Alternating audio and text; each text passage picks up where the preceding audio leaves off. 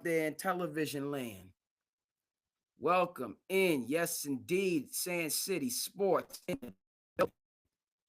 Yes. So let's go ahead and get the socials right. Let's get the socials right.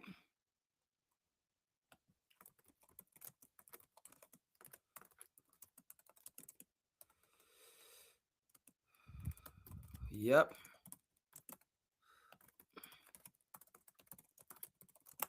Indeed. Facebook is good. IG, yes, sir. Rocking with me. What's going on the Twitter machine? Let's get it. Or for me to upgrade. Okay, I got you.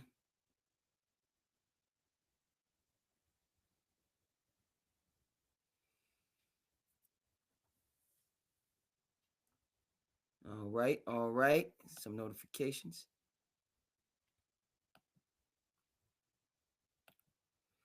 Things going on in the world of tennis.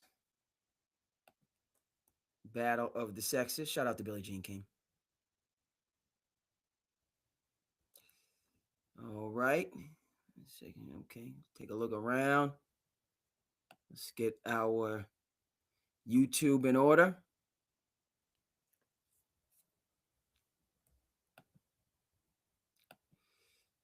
Yes, sir. Yes, sir. Check out the channel. YouTube is where it needs to be. Excellent. Excellent. Let's move it on over. And the last but not least, let's check Twitch.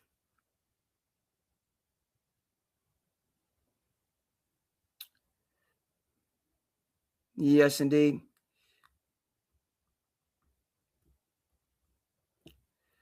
Mm-hmm.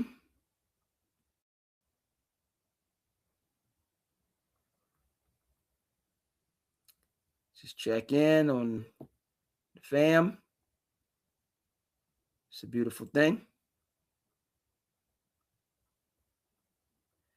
It's a beautiful thing. Got a chance to spend time with the fam over the vacation, the holidays. We shall discuss.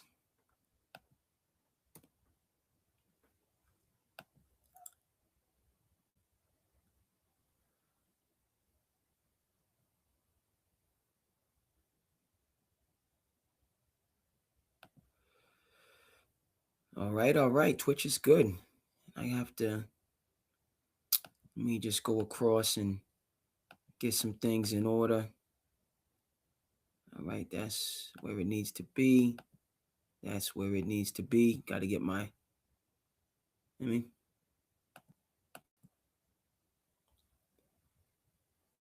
have two. No, I didn't bring Twitch over. So Twitch is right. Twitch is right. We're doing all right. And it's time to get down to business. It's time to get out of business, folks. Hey, happy holiday season. That took a little while. It took about 3-4 minutes to get all our platforms in order, but you have to do it. We have to trust but verify.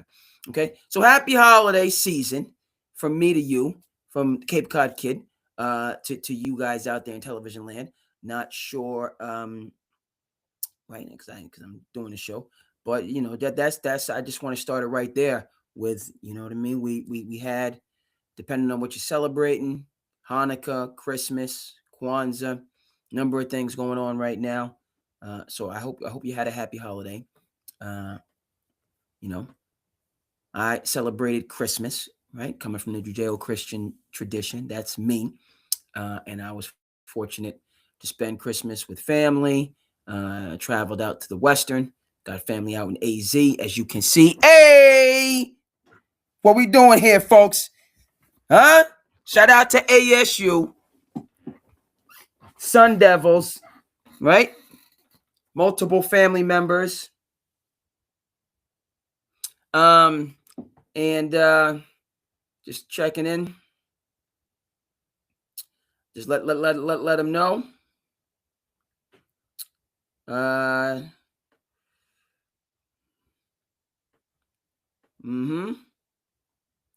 Yep.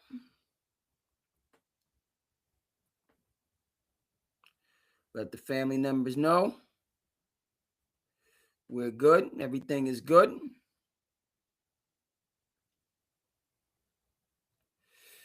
So as out, so got a chance to get out to the Western. See the family out in the land of Bonds. I always go back to ASU, Barry Bonds alum. Also my uncle and my brother, alums. And you know that I'm coming from the St. Anthony's tradition, born in the great state of New Jersey. And so yes, indeed. Yes, indeed. Of course. Hold on. I got to check in real quick. Speaking of fam, real quick.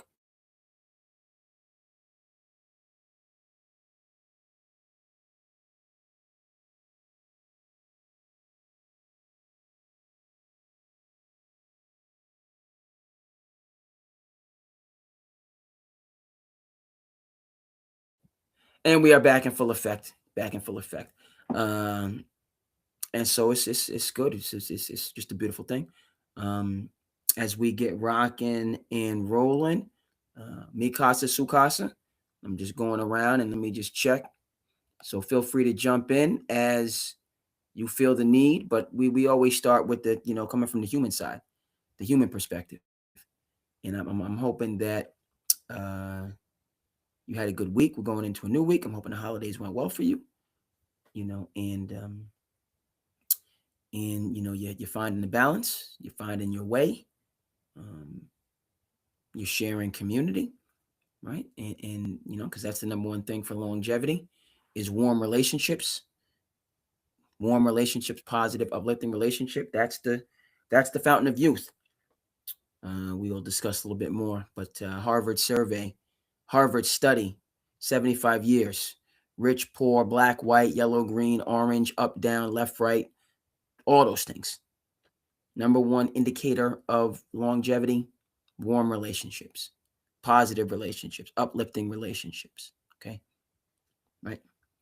And so I hope you were able to share those as we go forward. We are going to get down into the sports, but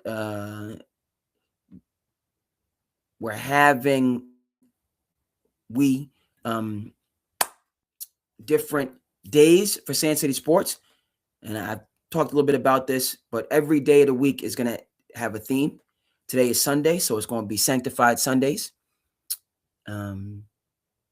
Sanctified Sundays, just pass on, just positivity, blessings, love, encouragement, all those things. I know everybody does not come from a necessarily religious background. That's okay. Okay. Sanctified Sundays is about spreading and sharing and giving love. Okay. That's what Sanctified Sundays is about, and respecting the backgrounds of the people that choose to tune in. Okay, so today's Sunday. It's going to be Sanctified Sunday. Just kind of share a little bit of love and hope and joy. Again, respecting people where they're at. It's going to be You Can't Hurt Me Mondays. I know it's 11/17. You Can't Hurt Me Mondays. For the folks out there, that's my man David Goggins.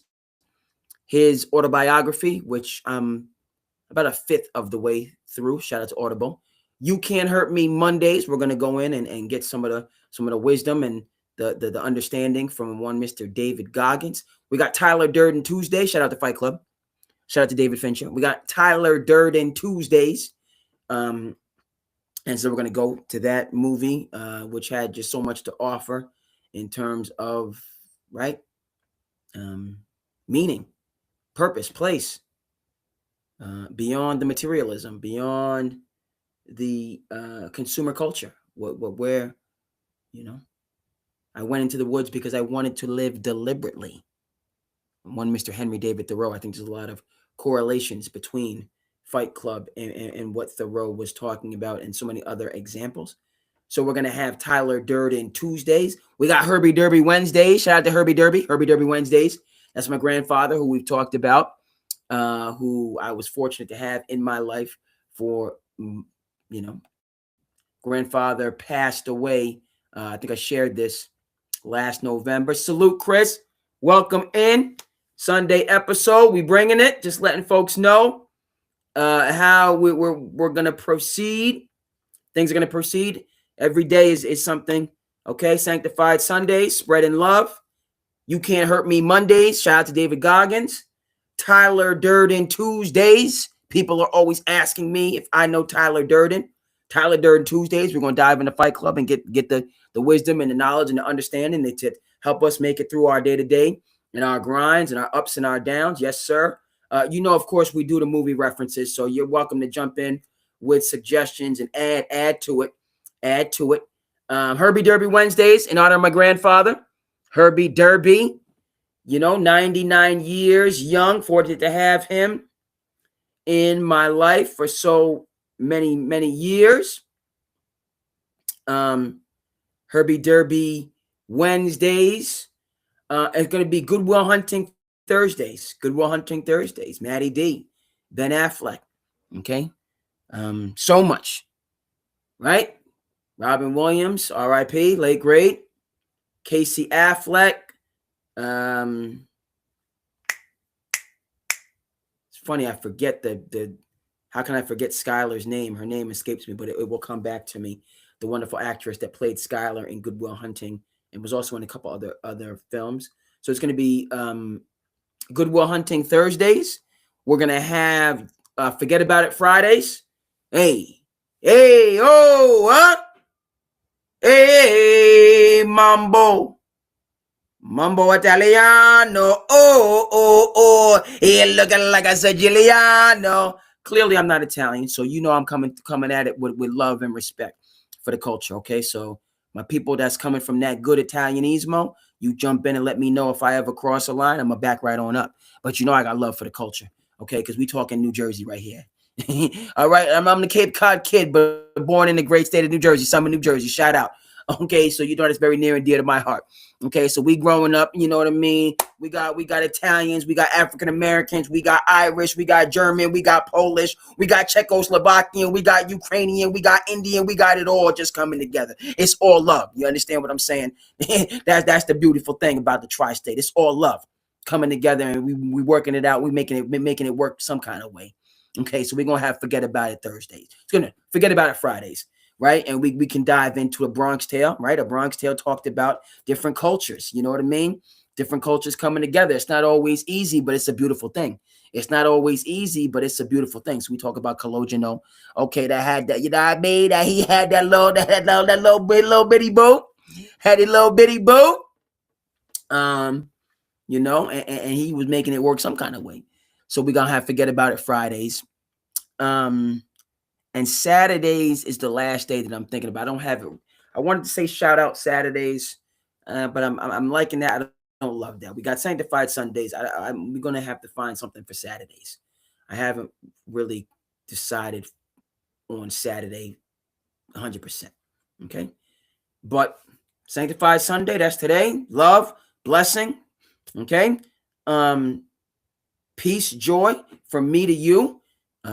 Fully respecting where you're coming from. It's not putting in anything and no, but it's coming from a place of, right?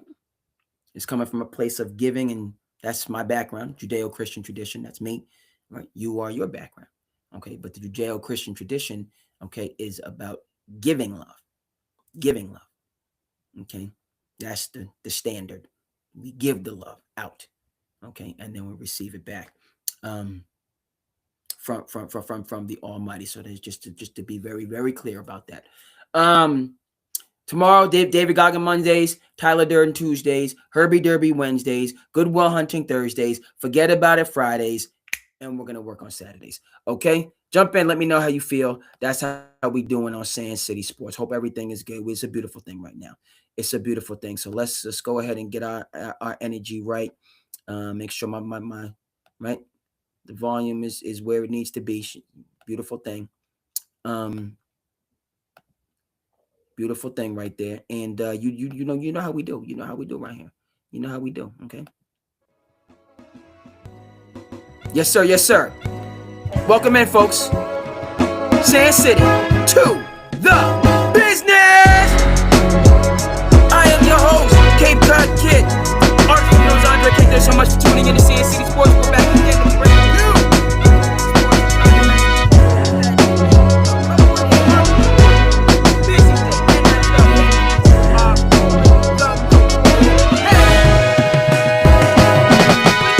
Come on back.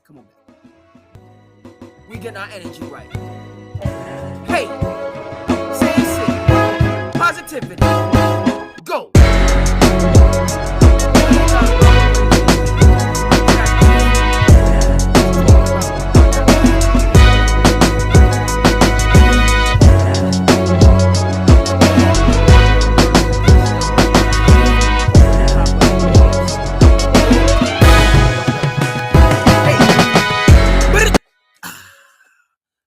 Come on back. Yeah, give me that. Give me the good scenery. Give me the good scenery. Okay, so we have a lot to dive into. Wise man once told me, play the hits. That's Ben Maller. Told me to play the hits. I'm checking in with the Maller Militia tonight. You know what it is. We on winter vacation. The dreaded day shift isn't taking me down. So we're gonna check in with the Maller Militia. Gotta do some production here. Make sure gotta get my production right.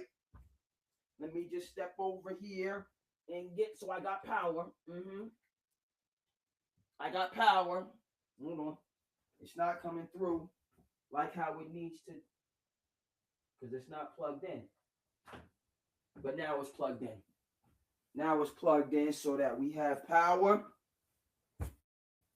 Get my production things in order. And let's get it going. And let's get it going. Okay. So we playing the hits. Let's take a stroll around the NFL. You know what this is. You know where we have to start. We starting right here in New England. In terms of this movement that we have going on. And people are feeling it. I'm telling you right now. People are feeling it. They're feeling the love. They're feeling the energy. You know I'm all about it. But let's get ourselves lined up. Let's get the art.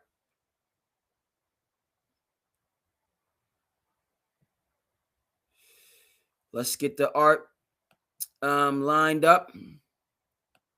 And we're starting with the New England Patriots in terms of this turnaround season. No. Litar, we're going to share because the sharing is the caring. Okay. And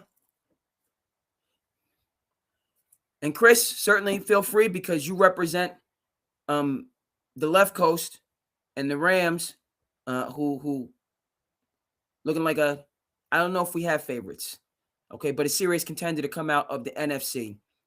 Bottom line, end of story, folks. Where can the Patriots run the table, take this momentum, and come out of the AFC winners of 2 straight, favorable schedule, right? Favorable schedule. And they beat the brakes off of the Jetropolitans today. That's what I'm talking about right there. That's something that we have in the Commonwealth. Shout out to Leo Papillo. Shout out to BABC. Okay. If you know who Patrick Ewing is, okay, you know BABC. The Hoopers out there, the basketball people understand what BABC means, what they represent here in the Commonwealth. Leo Papillo still going strong, developing the youths into good young men, good citizens, and professional grade ball players. I see what you're saying. Ben Johnson has them boys playing ferocious. Shout out to the Bears. Shout out to Chicago. Big fan of the mayor out there, Brandon Johnson. That's just me, folks. We okay. You don't have to love whatever you do, but I gotta give Mayor Johnson a shout out when we talking about the Chi. Okay, you know how it is when it comes to Chicago and myself. That's the land of hoop dreams. Greatest high school basketball tradition in America, right? My homeboy from prep school, DeMario Edens of UAB fame, that's University of Alabama, Birmingham, took him to the Elite Eight. This is back in the day, my prep school days, but I always have to reference it. So the Bears are quite dangerous. Very much so, because we didn't know what we were getting with Caleb Williams. Also a member, right? Right? We talk about the talent that's coming in the NBA right now in terms of this year with Cooper, Dillon, VJ, Derek, Queen doing, you know what I mean? Just talent across the board. And then next year, maybe even more so. How about the rookie class of Caleb Williams, Jaden Daniels, and Drake May? How's that looking right now? How's it looking right now? Okay, question marks surrounding each of them. Jaden balled out last year, a little bit of a sophomore slump. Okay. But Caleb and Drake are showing, right? I feel a little bit vindicated. I'm a little bit vindicated because I've been team Drake. I've been on going back to Carolina, playing for Mac Brown, and just the hype. Jaden kind of came through a little bit late, won his Heisman, but it was Drake and it was Caleb. Odds-on favorites, and both stumbled a little bit. Obviously, there was confusion last year in Foxborough.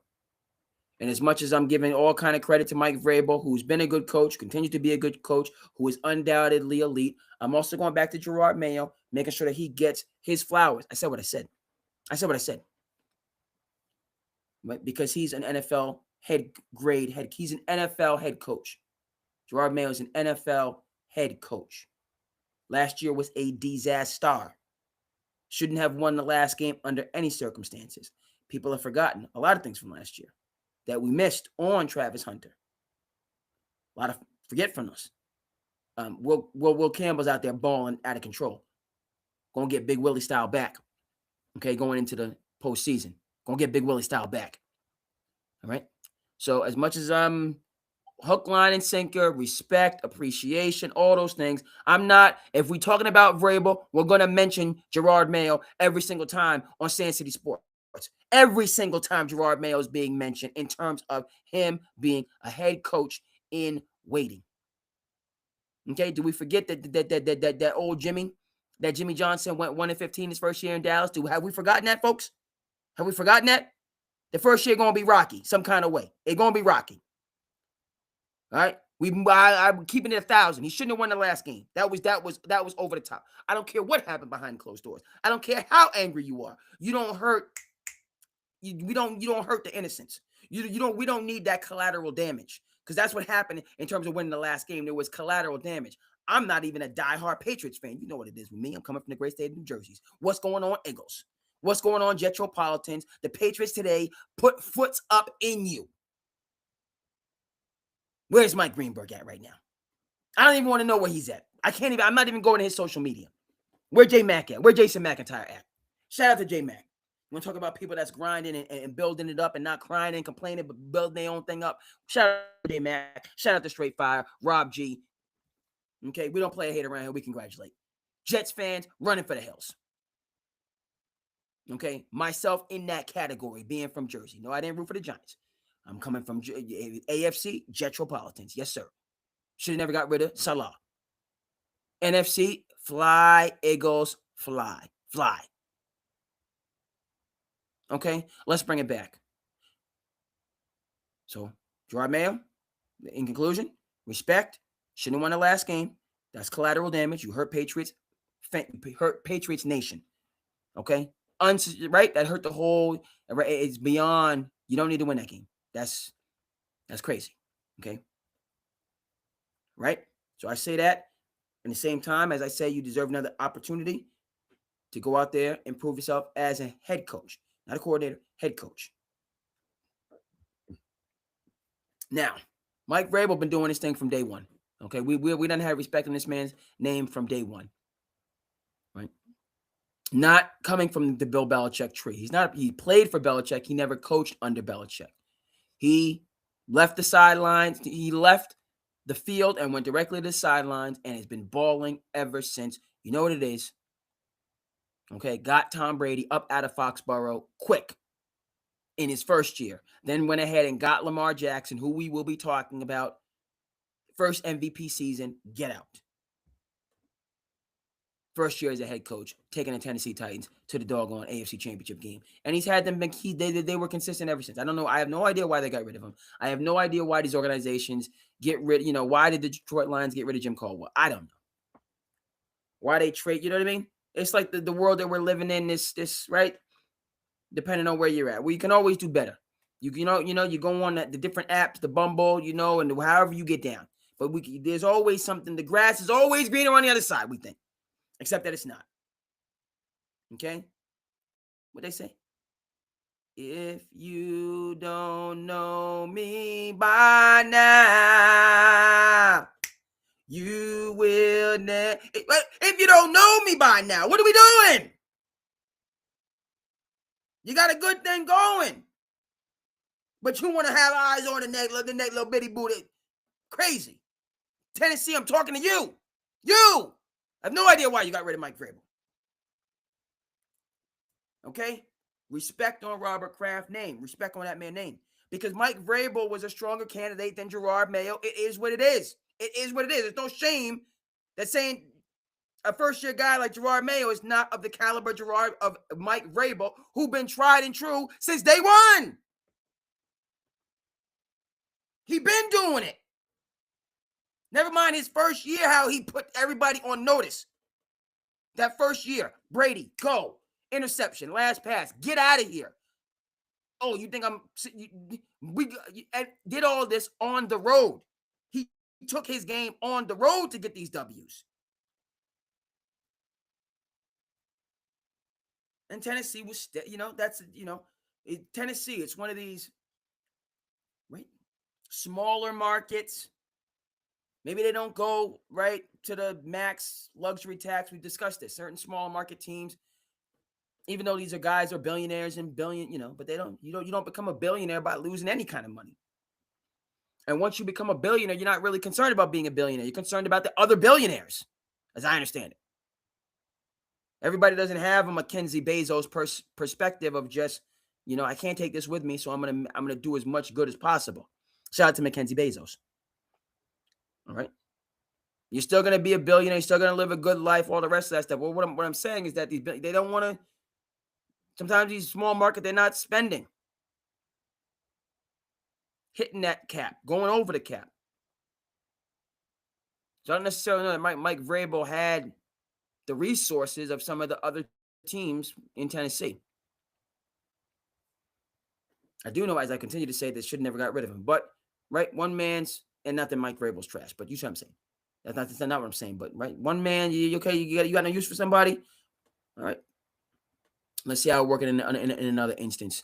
And it's been this man has to be coach of the year. It's just wild. It's wild.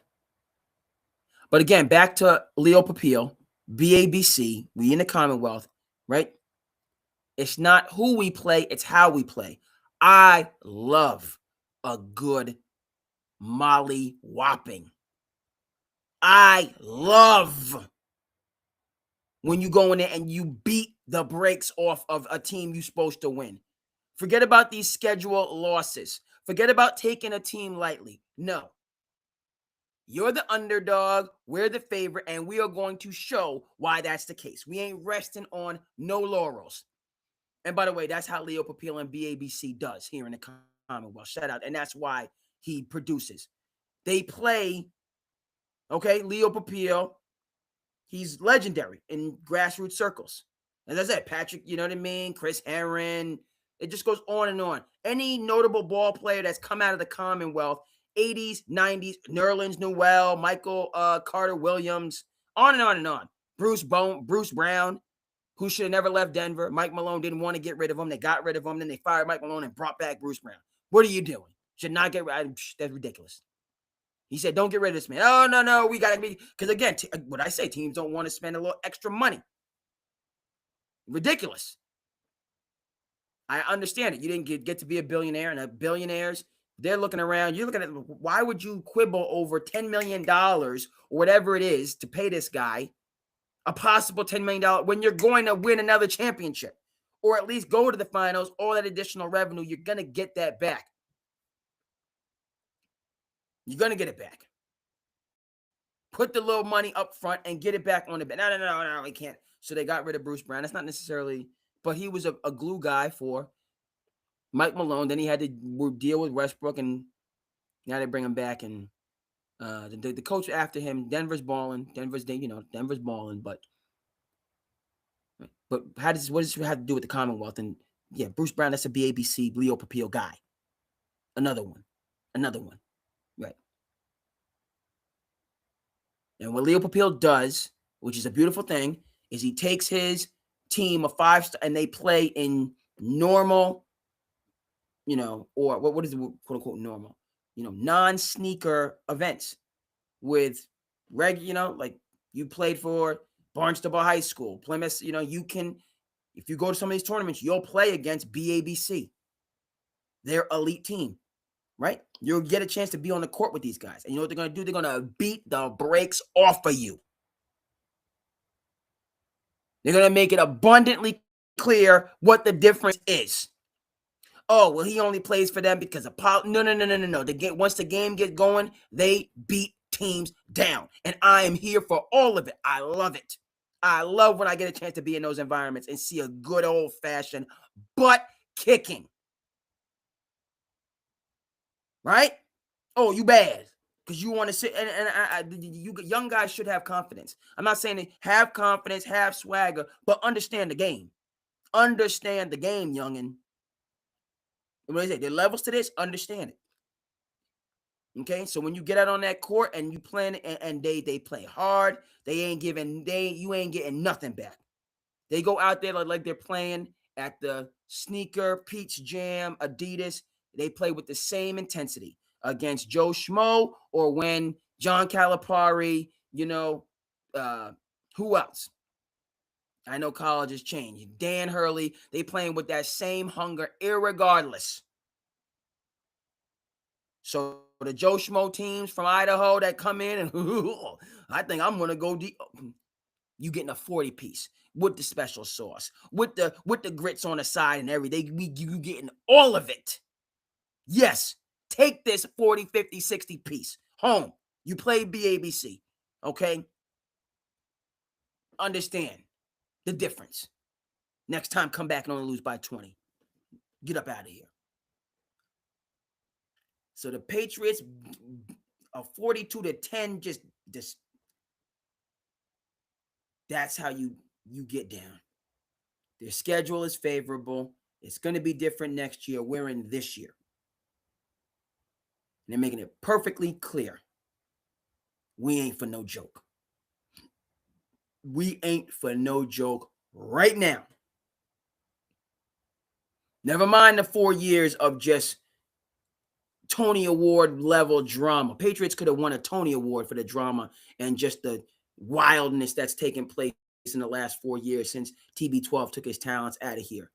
It has been an absolute award-winning, diva-filled, backstabbing, conniving, treacherous, just all of it in these last 4 years. And all of a sudden, snap of a finger, change in leadership, not tremendous changes in terms of, not tremendous changes relative to the roster. And this thing is this thing is off the chains. This thing is off the chain. So what's going on? We're gonna talk about what we talk about the Bears, but I'm picking this up. They got the Dolphins next week. Dolphins are in the lottery sweepstakes. They ain't even trying to win. Okay, so let's take a look. Standing wise, right? So 13-3, right?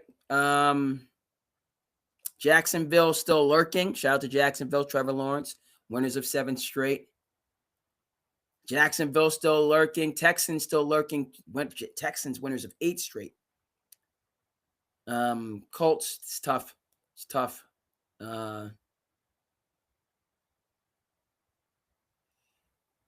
we going right down to the wire across the board. But the Patriots, they got to lay hands on the Dolphins as they should. But that said, they can finish tied with the Broncos. And, we'll see how that tiebreak works out, right? We'll see how that tiebreak works out if, possibly might be able to get the number 1 overall seed, right?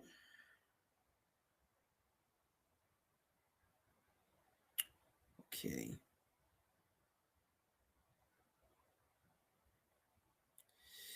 All right, we don't need the dead air here. We don't need the dead air. Let me just see. I wanted to just get something. I saw something. See if I can get it onto the screen. See if where I put it, just about this Patriots culture that I want to add. Okay, let me. Yeah, I got it. We're gonna have one more just bit about the Pats, and then we are going to move forward. But for my money, this movement is on like Unicron.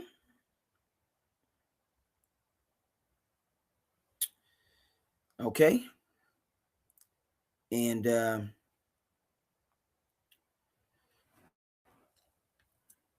a puncher's chance. A puncher's chance to go ahead and get it done. Now,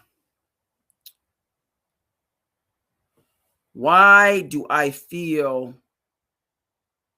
that the Patriots, they cannot allow, right, in any way, shape, or form, they can't allow in any way, shape, or form this opportunity to get past them, right? You gotta strike while the iron's hot. Okay? You gotta make hay while the sun shines. Okay. Now, why is that? Mickey Blue Eyes, I appreciate you. Appreciate you on the IG feed. Let me know how you feeling. Appreciate you, Mickey Blue Eyes. As we go across, we're gonna finish up the Patriots talk. Might have to come back to it depending on who can jump in. A couple people on the heck is going on? Yeah, okay. All right, we good across the board. We good. All right. Making sure everything is where it needs to be. It's a beautiful thing right now, folks. Making sure everything is where it needs to be. But we're gonna finish on the Patriots, who one more game, number 1 overall seed. We could be talking about that AFC Championship game coming through Foxborough and not having to go out there to Mile High. Right?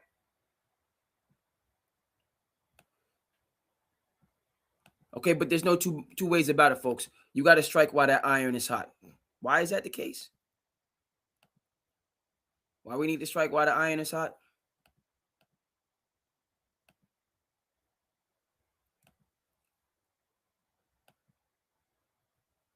Okay, first of all, let's be clear. I'm not mad at you. You understand?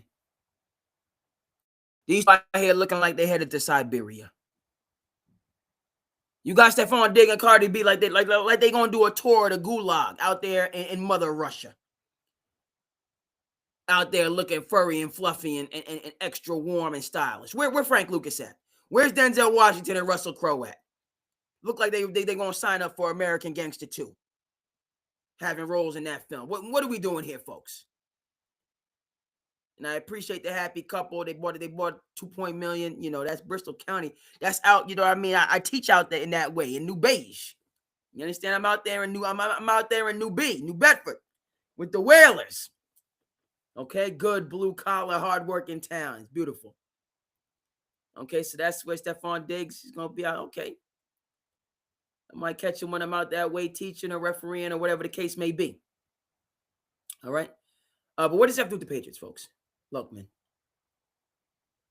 Stefon Diggs had it going on in Buffalo with Josh Allen. They right, and frankly, I didn't understand why that had to end. Took his talents to Houston for 1 year, had that running wild before injury. Took him down. They started off like gangbusters. Houston is still in the mix, by the way. 11-5, 1 game behind Jacksonville. That's a beautiful thing. AFC South coming down to the very last game. All right, comes to New England, talented but wayward. Talented but wayward.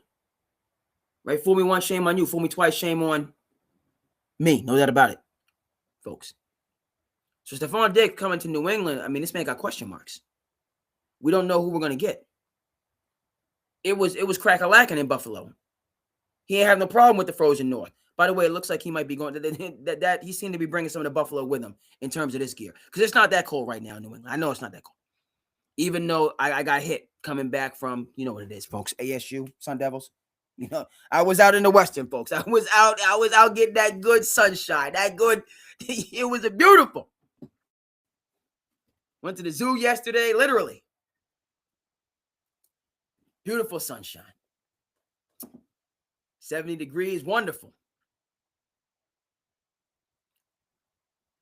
And then I come get, I took the red eye, got back, sprinted down the ground transportation, make sure I made the bus. I got on the bus. The best bus driver was there. Guys just got such good energy, and it's a good dude, always helping, working people out. You know what I mean? Just working with people, making sure they can get on, because you can't pay cash. You got to go through the app and helping people to find it, and so they can make it from point A to point B. But yeah, man, there was like coming from 75, 76, 77, that good West Coast sunshine, to 23 degrees and blustery, cold, brick. I was preparing myself. I made this trip before, so I'm ready to go. But storing up all that good sunshine that I can get. But Stefon here and Cardi B, they took, he hasn't forgotten that Buffalo cold, even though it's not the same here in, Massachusetts is not below. It's not the same. But okay, so we not playing hate. We congratulate. They happy, and they looking flavorful, and okay, comfortable, and all that good stuff. Working hard. Point of fact is, this is another credit to Mike Vrabel and how he's brought in folks that didn't really know, right? That was going through, they go through. And Stefon Diggs has bought into the team process. He's been a good teammate, okay? He and Drake may have that connection, and it's rolling. Now, I'm not going to be a negative Nancy or, a naysayer. But what I am going to say is, you better catch the lightning in the bottle. Catch the lightning in the bottle. Chris, feel free to chime in on this. I said catch lightning in the bottle, okay? We got forward-facing, positive, locked-in Stefon Diggs now, this year, today. Okay? I'm not saying tomorrow or next year is going to be any different. I'm not saying that. But over time, these things can unravel. Okay? Patriots got 2-3 years of Randy Moss. Okay? But then some things happened, left, and then right? Why couldn't it have been 10 years of Brady and Moss? Why couldn't Brady and Moss have been Montana and Rice? Why not? Okay. Because Randy Moss came into the NFL kicking up some dust. Right? Never mind the 3 touchdowns that he had in the first half his rookie year. Shout out to Dennis Green, by the way. Okay? They are who we thought they were. Shout out to Dennis Green. But the only reason Dennis Green and the Minnesota Vikings had a chance to get Randy Moss is because of the question marks about, how he gets down off the field. Question marks that have been there. Go ahead and check out, what is it? It's not Last Chance. The 30 for 30 about Randy Moss, where he's from in West Virginia. Randy Moss played on the same high school basketball team as Jay Will, just right. But I gotta get the 30 for 30 skips my mind, but really good, just about where they're from, all the top tier talent that is produced, and right, pro sports, NFL, not for long. Some kind of way you end up back in your hometown, which is there's nothing wrong with that. But make sure you preserve some of the riches that you had the opportunity to take in.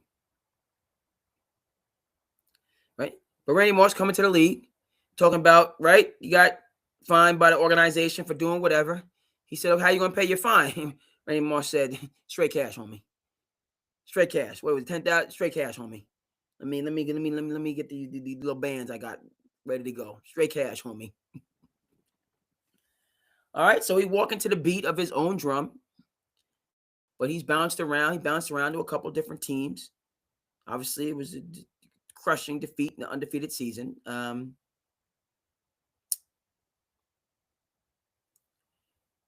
what I'm saying is, I tip my hat to Mike Vrabel. He got this thing rocking and rolling. He's got folks bought in and on the same page. And not that it's not going to continue, but don't assume. Right? When I was younger, my cousin, what does assume means? Okay. Make an ass out of you and me. We don't assume anything. We're going to strike while this iron is hot. Okay, that being said, we got to see. Hold on. How's this? Because obviously the Patriots, they get the first round bye is in the mix. I love this point differential. Is that what decides if the teams have the same record? Is that the point differential? Is that what's going to decide it? Because the Patriots, 142 points, almost double. Right? Broncos got a 74 point differential. Patriots, 142. Almost, they doubled up on the Broncos. Now, again, Broncos are playing in a much tougher division. Let's be honest. Let's be clear on that. All right? AFC East, formerly the AFC least. Okay? Right? The Dolphins and the Jets, nowhere to be found. Nowhere to be found. Okay?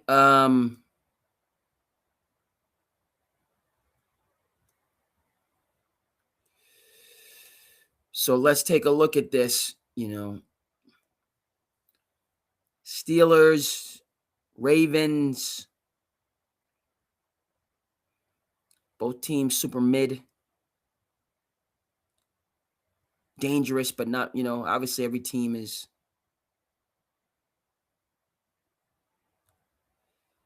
Right? Jaguars, Texans.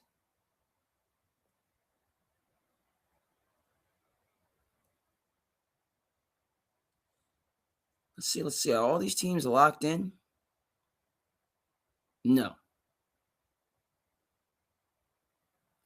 Let's take a look at the playoff picture just to see where the Patriots.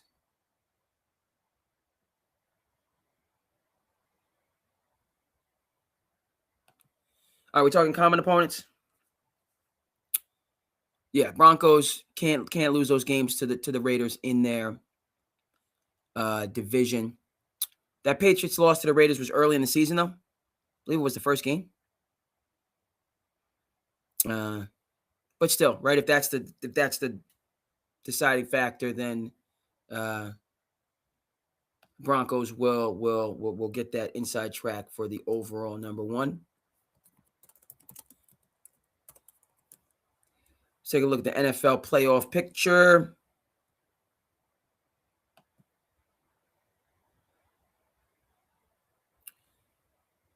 Different screen, but we'll bring that information right on over, and then we'll move on to the next. All right, I'm accepting the cookies. Just give me the information. Get the tech people out here.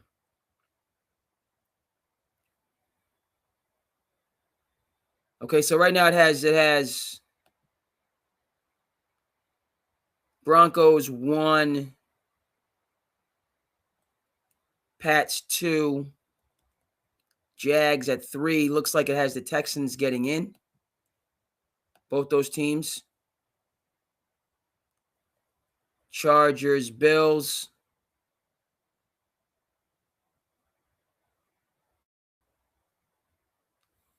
Okay. And then the Steelers and the Ravens. Ravens at Green Bay. Steelers in the division with the inside track against the Browns. Okay.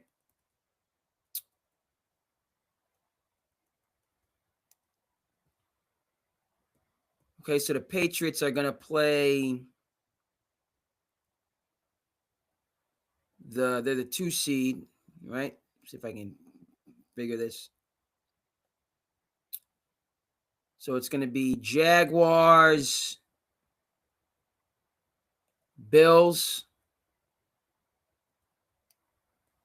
Hold on. We don't know who the 8th seed is. Steelers would be the 4 seed. All right, so let's get this right. Jaguars, Chargers, Steelers.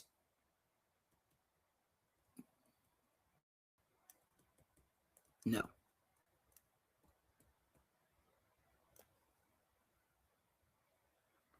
Jaguars would play the Steelers or the Ravens.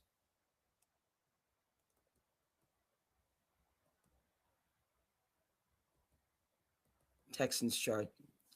Somebody got to freaking help this guy. Got to get the grid straightened out. Long story, not so long. So I try to figure out. Just give me a freaking grid, man.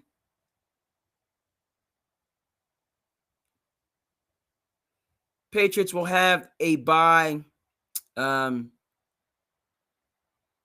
AFC North doesn't faze me. Jaguars, right? Then you're bringing in some. The divisional game is going to be an absolute battle. Prefer it not to be the Bills. We've seen that, but talking Jags, Texans, Chargers. I feel confident with Vrabel. I feel confident.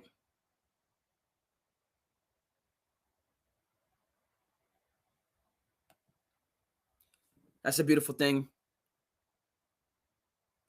right there. Win or go home. Two teams that don't seem to want to do much winning. Right? Steelers got out to the fast start and regressed back to the mean. Okay? And then the Ravens just have not been healthy. All right? So shout out to Stephon Diggs. Shout out to Cardi B. Shout out to styling and profiling. But within that shout out, Mike Vrabel, okay, getting through to people, getting people in position to be successful, bringing in folks, different backgrounds, different viewpoints, and just making it happen, right? So, hey, it's rolling. And one day, 1 week at a time. Handle business against the Dolphins. Then you get that rest and so you come back healthy. Get Will Campbell back. That'll be huge. But it's right. That first chart, it's going to be an even money game as far as I'm concerned. You're playing the Chargers, you're playing the Bills, you're playing the Jags, you're playing the Texans. Home field is big, but can't rely on that.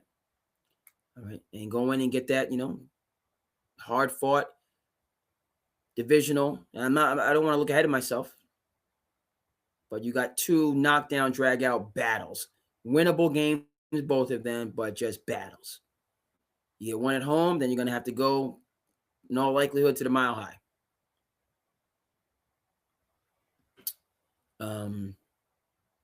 But it's there. It's there for the Pats. It's there for the taking. All right, let's move over to the NFC and see how things are looking out there. Just take a look at the NFC and see, right?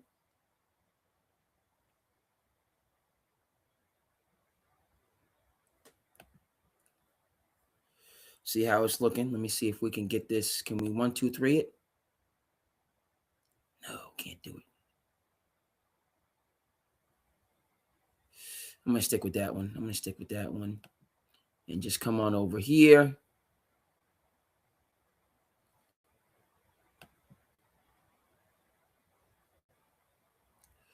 To get our imagery on the screen, we're gonna take a look at the Bears. Shout out to Dick Butkus.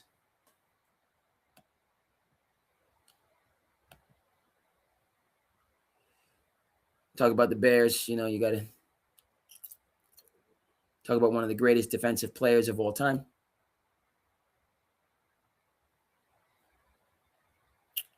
Mr. Butkus.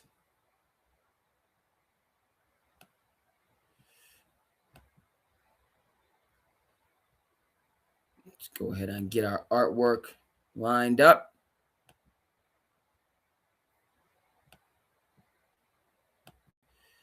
So we can shift gears, right? Bit of a delay here. Not too bad. We moving and grooving.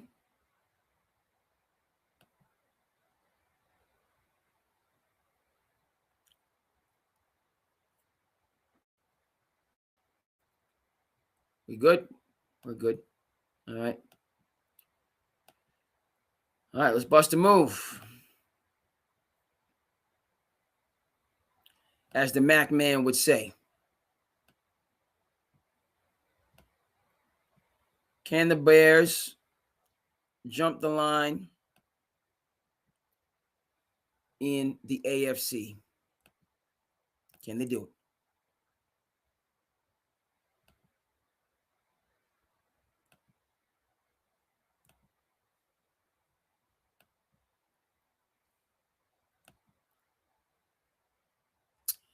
Let's take a look. Because it's in a book. A Reading Rainbow, folks. Bears at 11-4. Still an outside chance to get that number 1 overall seed. Outside chance. Let's see where they're going. To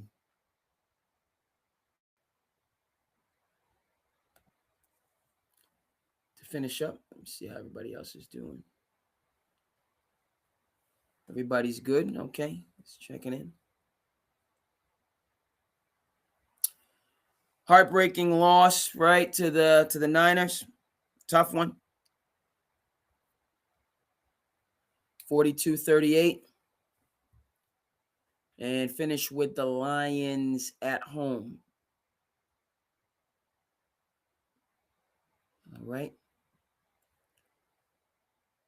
Lions at home and essentially a trap game. Let me just go across. See how folks are doing out there. Everybody's doing well. A couple people on the different platforms. I appreciate you.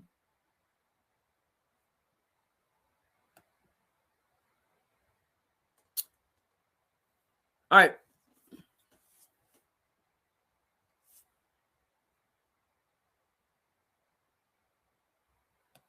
So, yes, Bears won the division. Okay.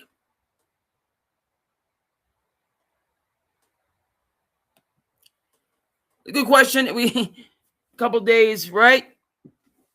Where we at here? The 29th. The countdown is on for New Year's, right?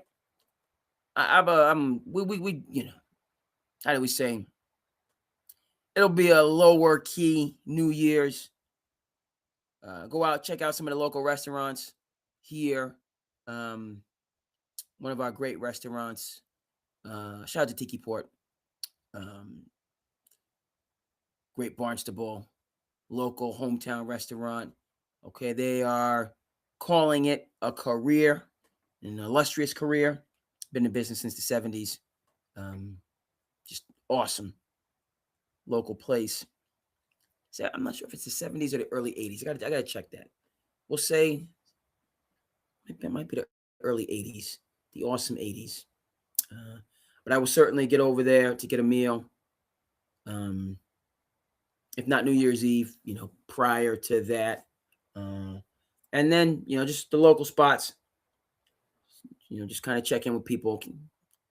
Nothing outlandish, but certainly want to bring in 2026 with some energy, some enthusiasm, right? And go forward. All right, folks. The Bears. All right, they're rocking and rolling. Okay.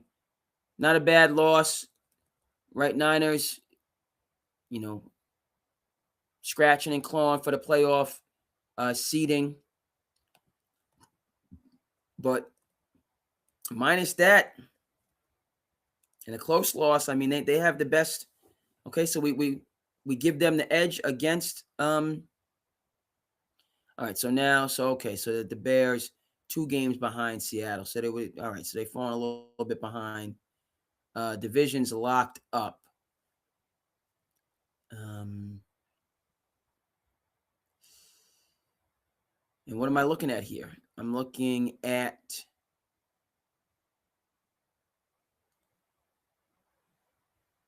Carolina and Tampa Bay duking it out.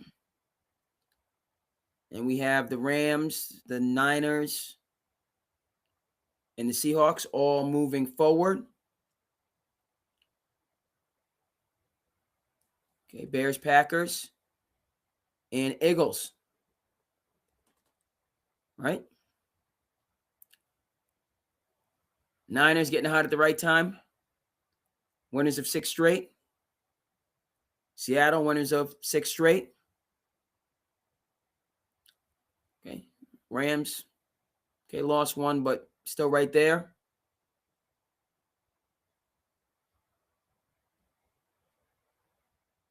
I'm looking at the Bears, and I'm seeing 396 points allowed. Okay? So 100 more points allowed than the Rams. 100 plus more points allowed than the Seahawks. All right? So as I mentioned, 95 more points allowed than the Eagles. Okay? So talk about Dick Butkus, but not a lot of defense being played in the Shy. Folks. Not at all. Okay, so you got Ben Johnson, offensive guru. What is going on, bro? What is good? Long time no see.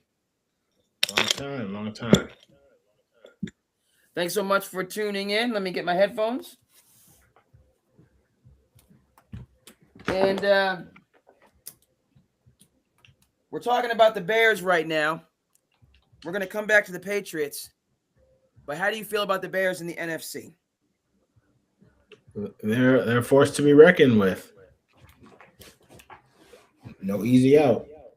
They lost a shootout to the Niners. Indeed. Who have won 6 straight.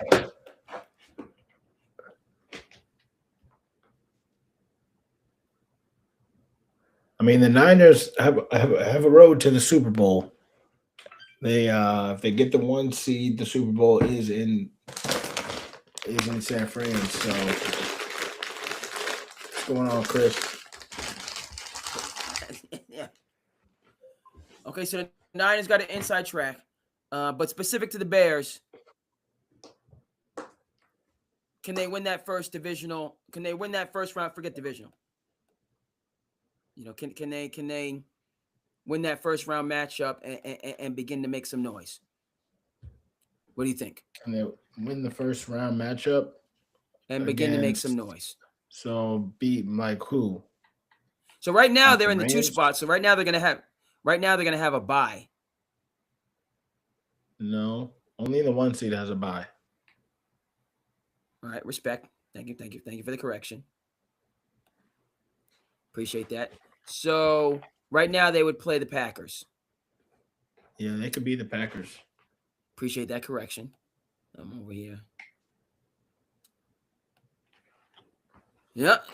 Chris says, "What's going on?" Yep. Appreciate it. Yep, appreciate it.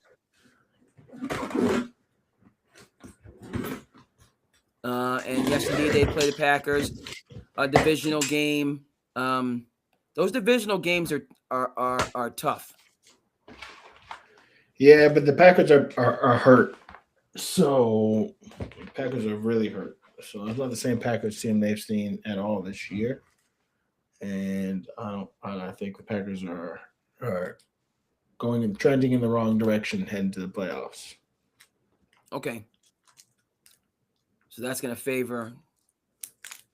Okay, so that favors the Bears. Okay. We're not going to look too far ahead, but say they got a favorable matchup against the Packers. Okay. So then, okay, so it would be, how does this? So the Bears would play the Packers. Eagles would play the Rams. Yikes. And then the Panthers or the Buccaneers would play the Niners. So that's a favorable matchup for the Niners. And then if the Bears beat the Packers, then the Bears would play the winners of the Eagles and the Rams.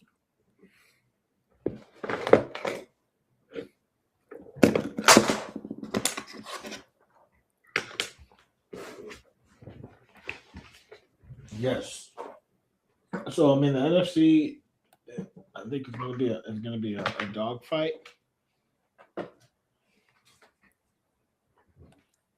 Okay. Rams are going to play the NFC South champion because this has the Rams at the 6th seed. So if the Rams are the 6th seed, would they play the Eagles? Am I getting that wrong? I need to look at a bracket. Give me a second. Yeah, I'm looking at a bracket, and right now the Eagles are the 3 seed and the Rams are the 6 seed. And then that's the matchup. Yeah, I was thinking, and it has the Niners as a 5 seed, which is crazy. You win your division and you automatically get a doggone 4 seed, which is nuts. Well, they play next week for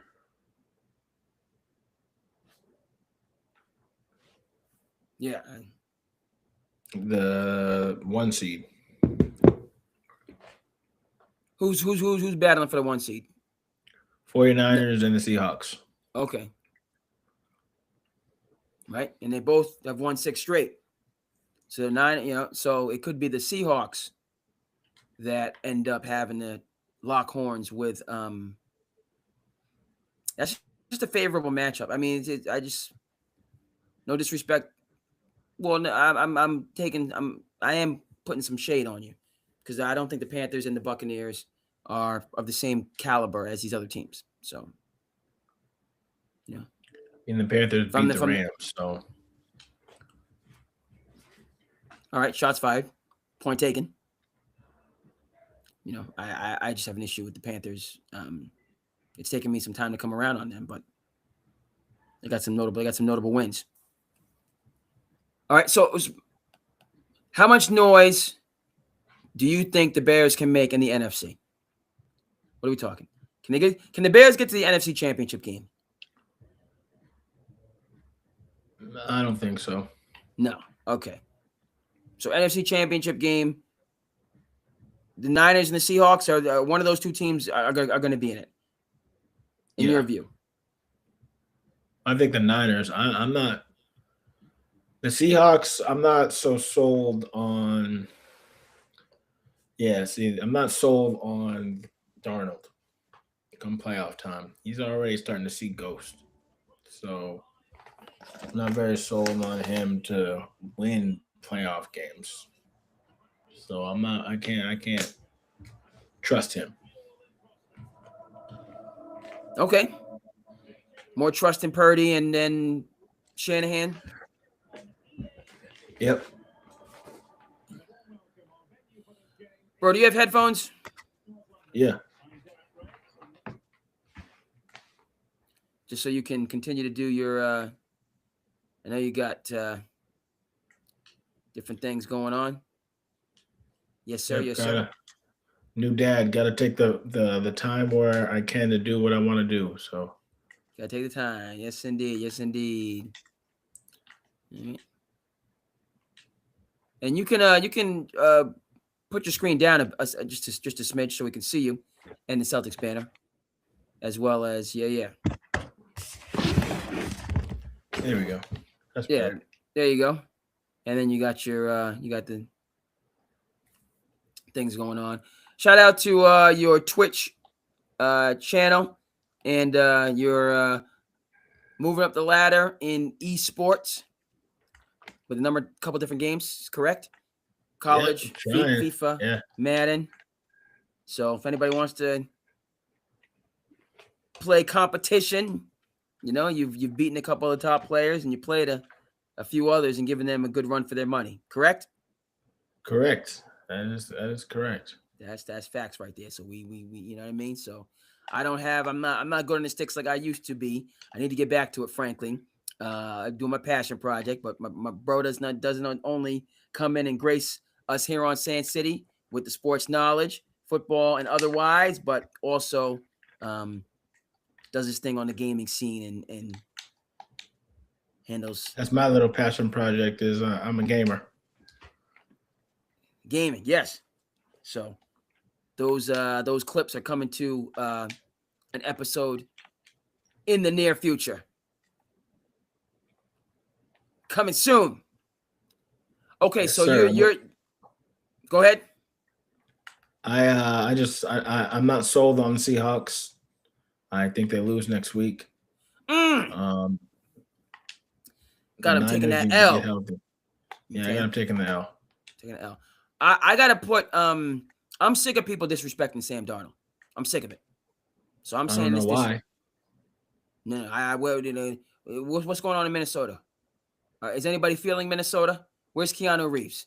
Are we feeling Minnesota? Okay, because they could have kept him and kept it rolling, but now they're with the Lions going behind Tom. They shouldn't have got rid of Sam Darnold. That was ridiculous. That was stupid. As far as all right, I'm going to remember you said that. Yes, because come playoff time, he's going to be seeing ghosts. Yeah, he's been scary in the past. He's been scary. Nobody's. That's the problem. It's not. He's good, but he sees ghosts. All right, and I'm saying, give this man an opportunity to go out there and ball out of control and get it done. It's happened before, but he didn't get a mulligan.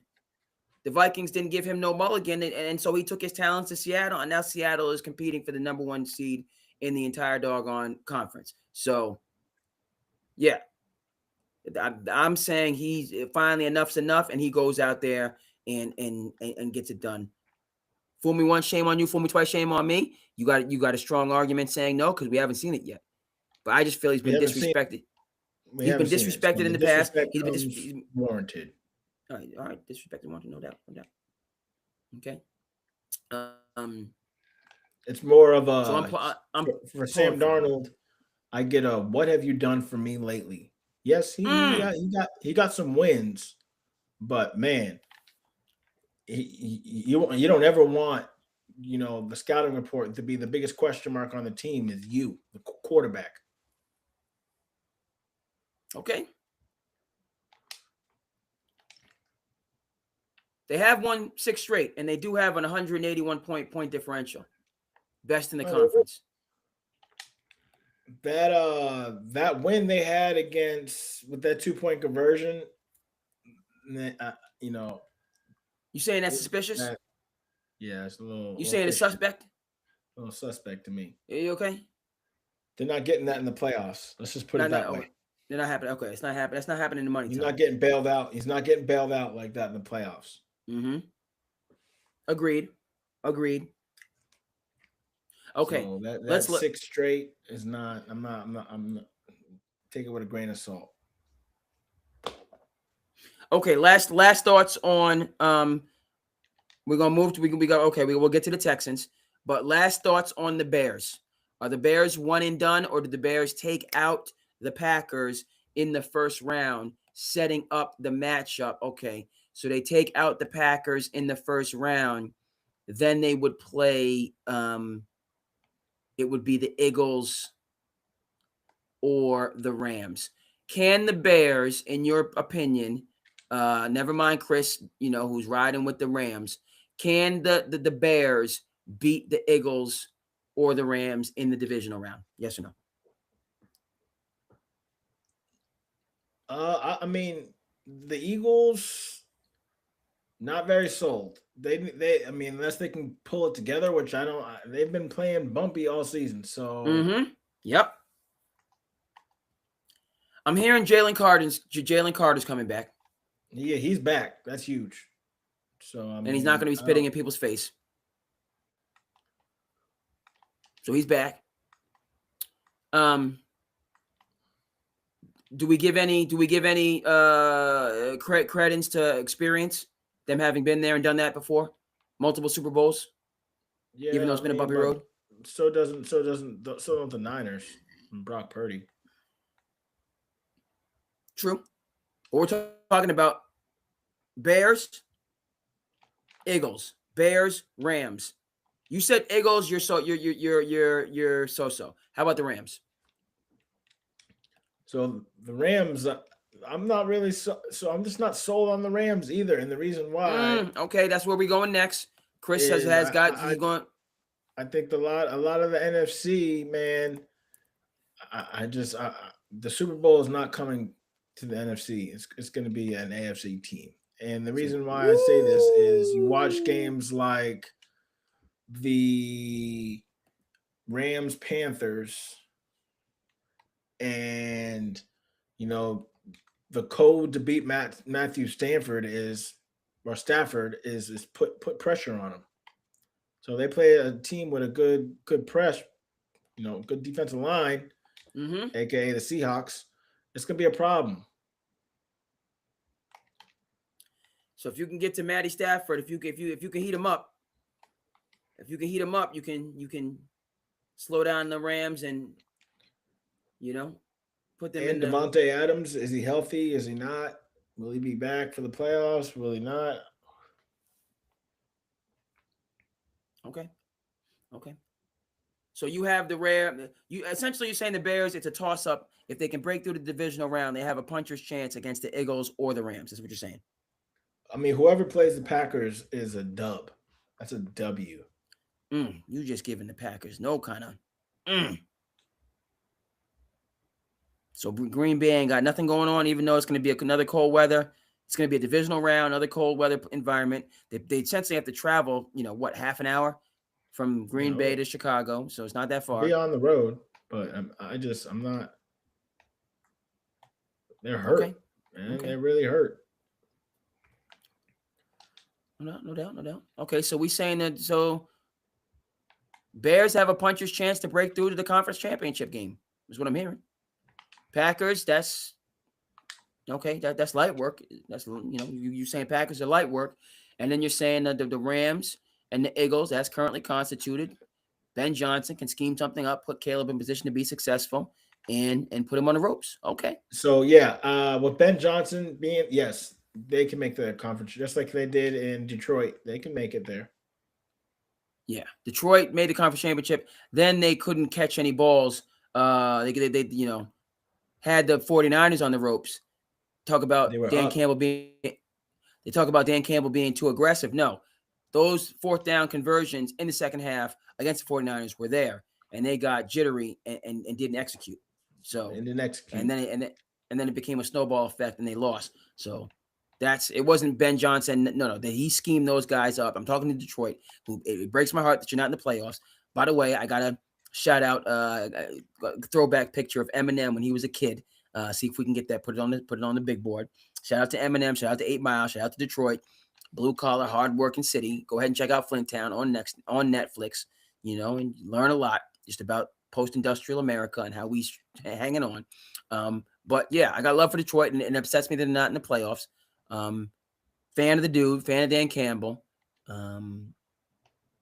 But the day. It's a short menu. Shout out to Rob Parker. Shout out to the Odd Couple. Wins and losses, and they didn't take advantage when the going was good. Back to former Detroit Lions offensive coordinator, now head coach of the Chicago Bears, who's got this thing rolling. He's a dangerous man, not just because he takes his shirt off in the locker room after they get dubs, okay, and flexes on them. That's why I respect the man. He in the locker room flexing on people. Okay, that man when he in the locker room flexing. Bringing that good energy. But you heard it here. Bears puncher's chance to break through and make it to and once you get to the conference championship game, it's anybody's ball game. So they can. So what I'm hearing, bro, is that you are giving Patriots type vibes to the Bears. No, this is no. I heard that wrong. No, you're hearing that wrong. I'm not giving them Patriots type vibes. They're good. They're a good football team that could make some noise in the playoffs. All right, they can make some noise in the playoffs. Okay, but not Patriots vibes. No. Patriots are going. I feel like the Patriots are the best team in the AFC. It's really nothing to argue about. Okay. I can't wait till we get our hands on the Jags. I can't wait till we play the Broncos. Let us play the Broncos in Denver, please. We're undefeated on the road, so we want all the smoke. Road Warriors, huh? Road Warriors. We want all the smoke. Patriots defense a bit more stout than the Bears. Oh yeah, far greater point differential than the Bears. Okay, so the Bears they're not the Patriots, but they got something going on. They got something that's going on. Very good, very good. Remind me a lot of what was that Vikings team that won all those close games that year and got blown out in the playoffs. Is this last year's Vikings, or that's happened to the Vikings a couple times where they've had great regular season records and it might have been last year's Vikings. Sam Darnold's Vikings. Yeah. People seem to continue to harp on that. I need some respect on Sam Darnold's name. All right, we got to talk about the City of Angels. Got to talk about the Rams. And is this it's kind of some of these first round matchups. I got to tell you right now, I know where I'm coming from. You know what I mean? I got to fly, Eagles fly. I got to fly, Eagles fly. So it's just the way that it has to be. But a very good team is going home in the first round. Oh yeah, the Eagles are the Rams. How the playoffs work. Yeah. So we got either defending champions and I can't. This is going to put me at odds. With the prime contributor here. You know what I mean? But I can't. I want Chris. That's your team. And I got respect. Matt Stafford still going. Sean McVay. You know what I mean? Just making something out of nothing, turning lemons into lemonade. I have no idea who. I know Devontae Adams. I don't know anybody else in the doggone roster. Puka Nacua, the name is cool, but he just coaches these guys up, develops the players. Puts them in a position to be successful. They were. I mean, it's not. You lose one game, they're in the toughest division in football. That's not even debatable anymore because Kansas City didn't fall all the way off. So it's not anywhere. NFC West is the toughest division in the NFL. And because of a slip here and a slip there, now they're looking at a situation where they have to go on the road to Philly, coming from warm, going to brick cold. See, that right there. That right there. Didn't they play last year in the playoffs? And they laid hands on them. Well, Philly laid hands on them. Yes, yeah. They laid hands on them. So that's tough. That kind of, I don't like that, but it is what it is. Any given Sunday. But I think this has been a really good year for the organization. All things I just said. Respect to McVay. Respect to the movement they got going on.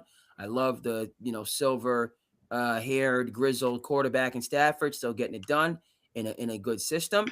But this is going to have to be up there for McVay in terms of if he can go on the road and win this game, that's a huge booster for his resume. Just that alone. Never mind what they're able to do after that.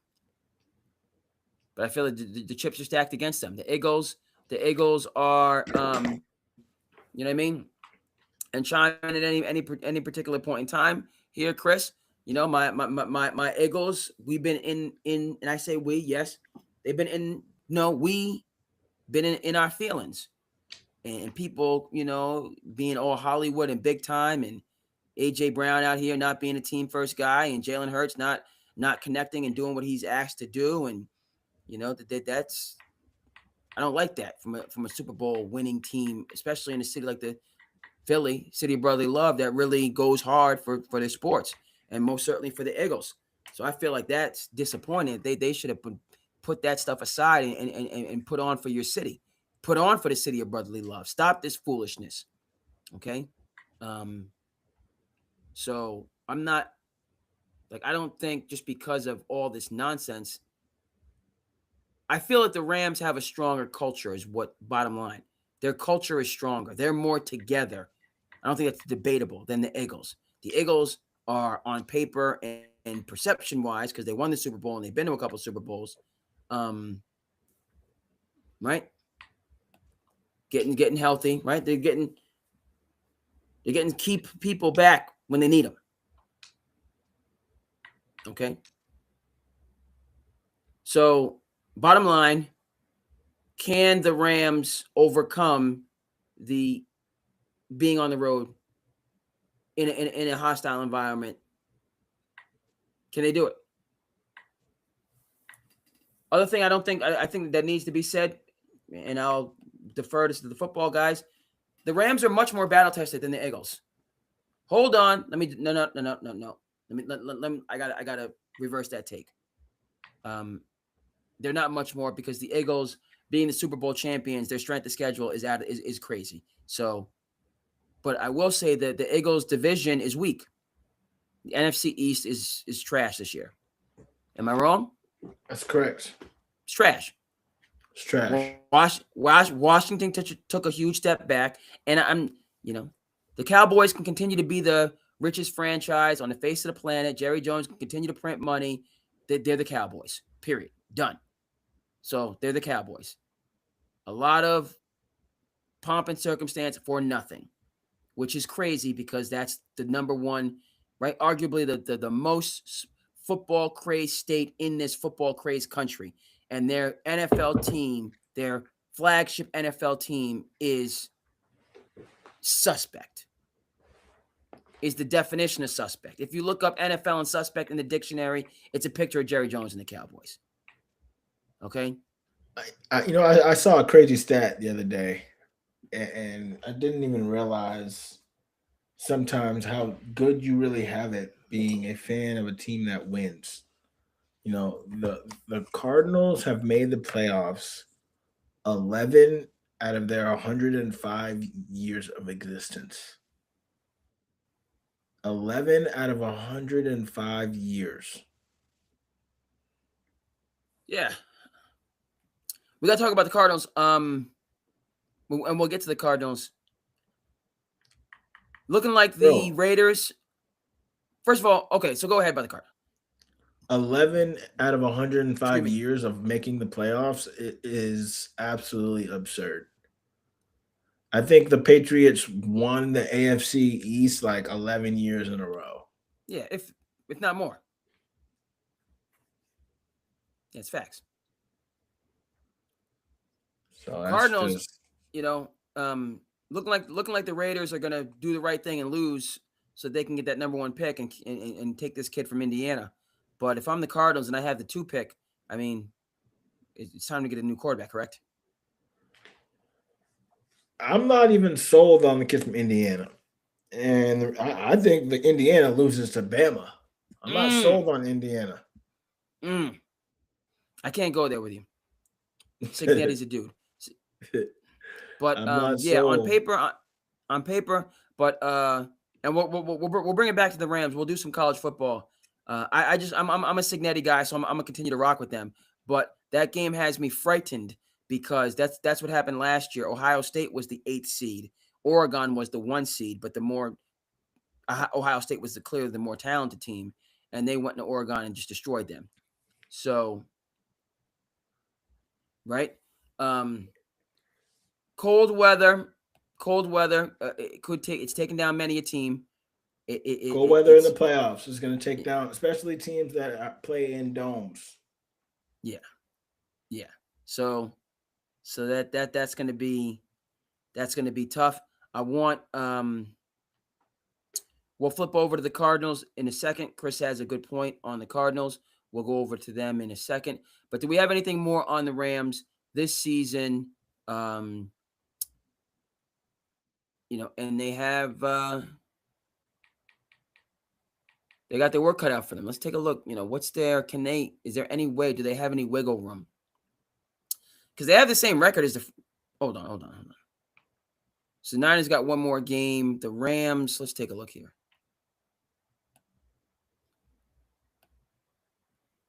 And do the Rams have the tie? I mean, lost to the Niners. They beat the Niners.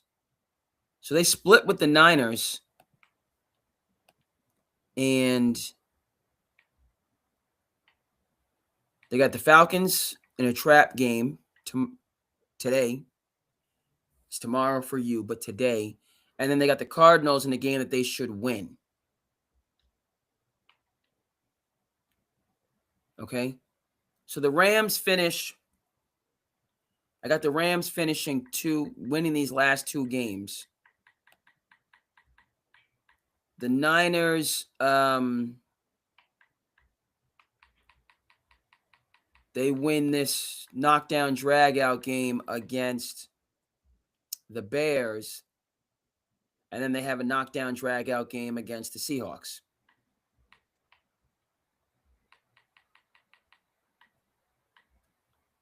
Which they have to win. Right? Okay, so if I'm the Rams, I can get this. It looks like there's a way for them because the Niners could. Okay, let's say the Niners lose to the Seahawks, and then the Rams win both their games. Now the Rams are in the 1 or 2 seed, right? So the Rams can still get the 1 seed. They have to win. Well, hold on. I don't know if they can get the 1 seed because if the Seahawks, they can't get the 1 seed, right? Because the Seahawks or the the Seahawks or the 49ers. They're playing for it on Saturday. Yeah.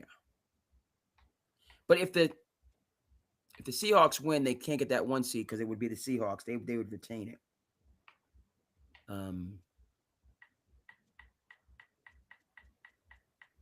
Yeah, why would the Bears be the 2 seed? Why would the Bears be the 2 seed even though they have 5 losses? Because they won their doggone division? That makes no sense to me. I don't know why the Bears would be the 2 seed, even if the 49 if the Rams have a better record than them.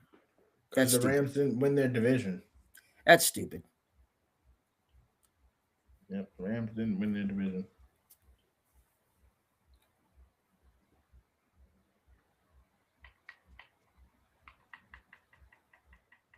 But hold on.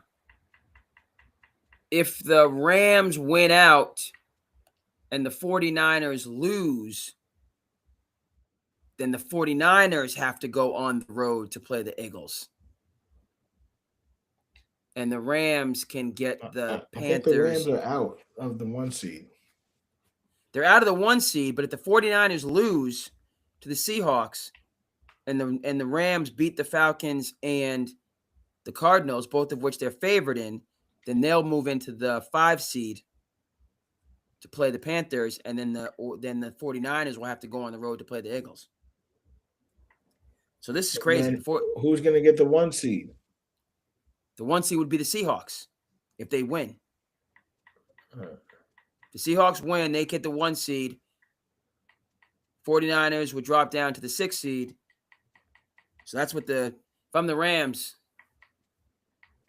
fly, Seahawks, fly. Get me into that matchup against the Panthers. Okay, so they have they have a window. We got to talk the Cardinals for a second. And then we will conclude. We'll see.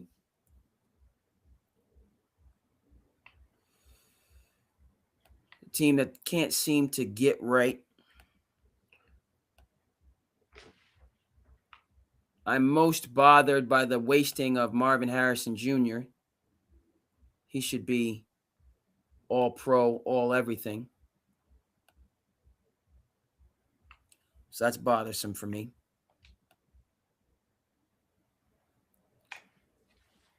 Do you see the Cardinals players here and there?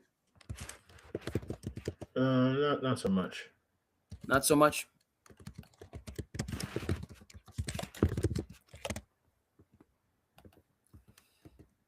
Not so much.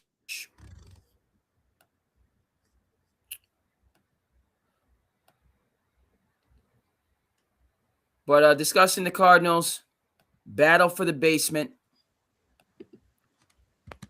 Right? Will they get the number 1 seed? Will it go to the Raiders? You're not sold on the kid from Indiana. Okay, if the Cardinals get Mac Jones, hey, man, I like it. Draft Jeremiah Love, they're going to be okay. What do you think? What do you think about Mac Jones as a gap quarterback? Is the offensive coordinator in Arizona, right? Because don't underestimate how Kyle Shanahan has impacted Mac Jones' career. By the way, Kyle Shanahan wanted Mac Jones, and he was overruled on Trey Lance. Let's just remember that. He did not want Trey Lance. He wanted Mac Jones. You want to talk about how crazy I think? I'm gonna say things like could have Malik flipped. Willis probably will get a job before Mac Jones. Going to go with Malik Willis, what is he, the backup for the Packers? Yeah. All right, shout out. I can see that. I can dig it. Mac Jones, I mean, he was not put in position to be successful here in New England, having a defensive coordinator and a special teams coach, right? When he had Josh McDowns, he was pretty good, but Mac Jones was the collateral damage for the Bill Belichick did fall from grace. So he gets with Shanahan, who wanted him originally. You think about how things could have been differently? That's poor grammar. How things could have been different if Mac Jones is drafted by the Niners as he should have been. We might not know who the heck Brock Purdy is, because there wouldn't have been a need for Brock Purdy to usurp Trey Lance, who everybody knew wasn't ready, and They would have had it rolling from day one, right? He finally gets back to the 49ers like the prodigal son after getting beaten down in New England and wherever the hell, then he goes to Jacksonville and with Trevor Lawrence. So, and then he's playing good football. Like, this guy's good.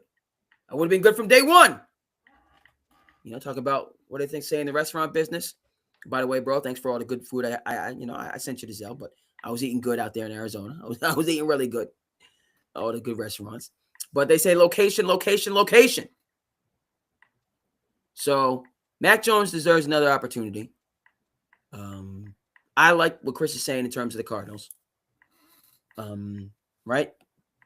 We don't know how things, right? If Patty Mahomes, if Andy Reid doesn't see that diamond in the rough and keep it to himself, people forget about Mitch Trubisky. We forgot about old Mitch Trubisky. Andy Reid knew what he was doing. Okay, kept it on the low. That was a Kobe Bryant type of a pickup. Jerry West knew what he was doing. Okay. He said, and Calipari knew too. Calipari said, you need to take Kobe Bryant. He said, we need him. He was hunting for Kobe Bryant. Kobe Bryant's people say, we're going to send him to college. We trying to get to LA, bro. But Cal knew what was coming. But Jerry West did too, and the rest is history. Okay. So you're saying that, first of all, bro, who the heck is their offensive coordinator? Can he be trusted? That's number one. No, you don't answer my question. No, Gannon. Gannon needs to be fired. The whole giddy up. So it's dysfunctional. It's dysfunctional over there. Dysfunctional. So if I'm Mac Jones, keep me as a backup. Keep me as a backup. Keep me as a backup in San Francisco. We don't know what's organization. Yes. Right. If I'm Mac Jones, frankly, honestly, I got a better chance of outplaying Brock Purdy head up in my second year in this system and taking that doggone job. Because we already know Kyle Shanahan, and I know they've invested money in Brock Purdy, so yada, yada, yada. But forget that. I'm going with the best man available. So if I'm Mac Jones, no. Arizona made a good point, but we got dysfunction. Okay. They're the Jetropolitans in warmer weather in the winter. In the winter months. That's who you are. You're just you can't get right. You want some can't get right stuff. So you have no confidence in there, because I'm saying, like Kyler Murray is busy losing to you on Twitch. That's what he's doing. That's what he's doing tonight. He's busy losing on online gaming. Okay, so he's been suspect for some years. That's why I'm saying to myself, this new regime in Arizona, why didn't you bring in a doggone Matt Castle or Joe Flacco? Why didn't you have a backup that was ready to go if you already knew Kyler Murray was suspect? They did. Jacoby Brissett. What you mean?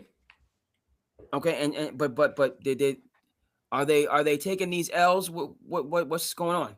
They're getting destroyed in this. Now, granted, they play in the toughest division in the NFL. I'm giving them that, but I'm still angry. Why am I not seeing Marvin Harrison Jr. highlights every doggone Sunday? You got three. I don't think Marvin Harrison wins. Jr. is like that. I don't think he's like that. That's why I really don't. Ooh, that's I can't go with you there, man. Yeah, I don't think he's like that. He plays. Compared to the last, he's not like that. I just don't think he's like that. He's coming at a wide receiver. Yeah, the name carries a lot more weight than his actual play. I mean, he's been solid, but he's not like he's not your Jackson and Ngigba. Yeah, I want to see Marvin Harrison Jr. on an actual team in an actual system. I think he's getting, you know what I mean? I think he's getting the Drake May treatment. As in Drake May before Mike Vrabel versus Drake May after Mike Vrabel. So he might have to just leave the dog, and I don't want to see that happen. I want him to stay in Arizona and be a centerpiece for this team to. Okay, now there is a reason, but I just want to say, we know that the Cincinnati Bengals were supposed to draft an offensive lineman to protect Joe Burrow, But instead, they drafted Jamar Chase for Joe Burrow to throw to, and they went to a Super Bowl. But he has Joe Burrow as his quarterback, and that's why he's Jamar Chase, right? That's how I feel about Marvin Harrison Jr. If he played with a Drake May or with like a Pro Bowl level quarterback where you had some consistency, then he would be mentioned in the same breath as the best wide receivers in football.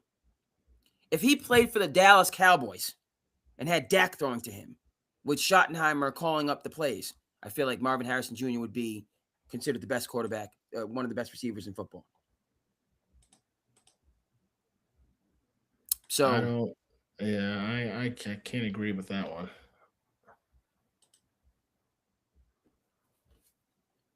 he's a stud. And He the reason needs why I say that is, if you're a monster, you're a monster. I mean, look what Calvin Johnson used to do in Detroit. with Stat Padford, as Rob Parker calls him. Oh yeah. And that's been, shout I out to the mean, odds. Kyler Murray has put up numbers. I feel like he's got dealt a bad hand with offensive coordinator. He's kind of in that offensive coordinator carousel where he can't find an offensive coordinator he gels with. And then the Cardinals came out and said he doesn't watch film and all. Like, I don't understand.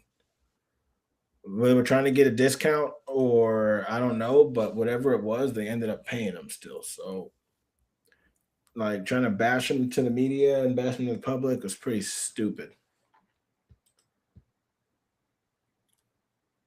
Okay, point taken. He hasn't been put in a position to be successful. He isn't. I mean, but he's made the playoffs with the Cardinals. So what you're saying, they need like a new they just need a new front office altogether, or they need a new general manager, head coach, like everybody got to go. Everybody got to go. You got to bring in like a Bill Park. Now, speaking of which, and this would have been before he went crazy, before he lost his doggone mind.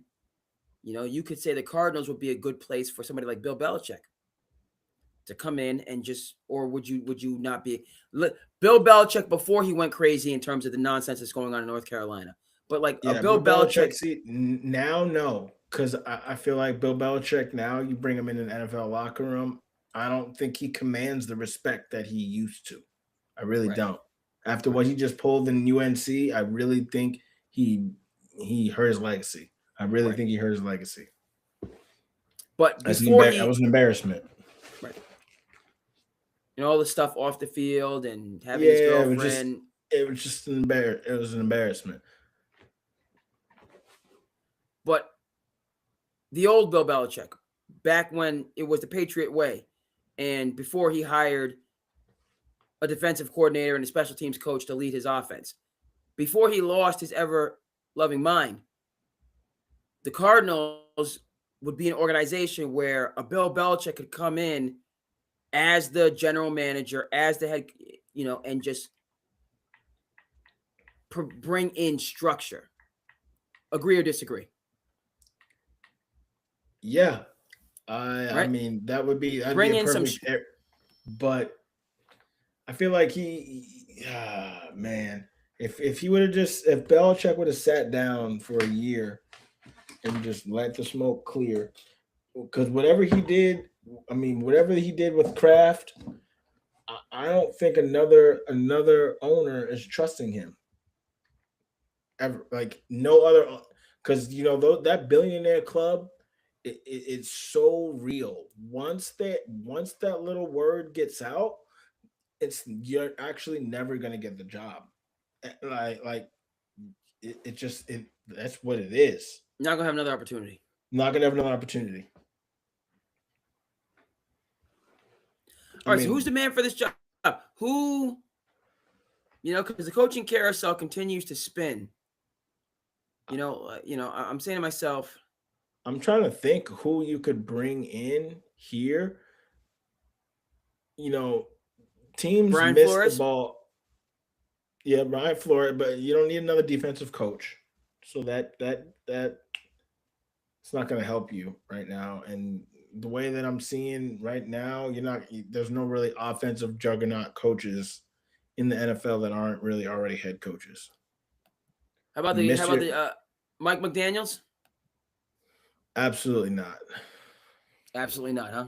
Absolutely not. Oh, that'd be terrible. You don't like Miami Mike? No, no. That would be terrible. Rolex wearing, limousine That'd be riding. terrible. That'd be terrible. Joe Brady, Patriots guy. No. Brian Dable. Nope. Absolutely not. I'm trying to think who you could bring in.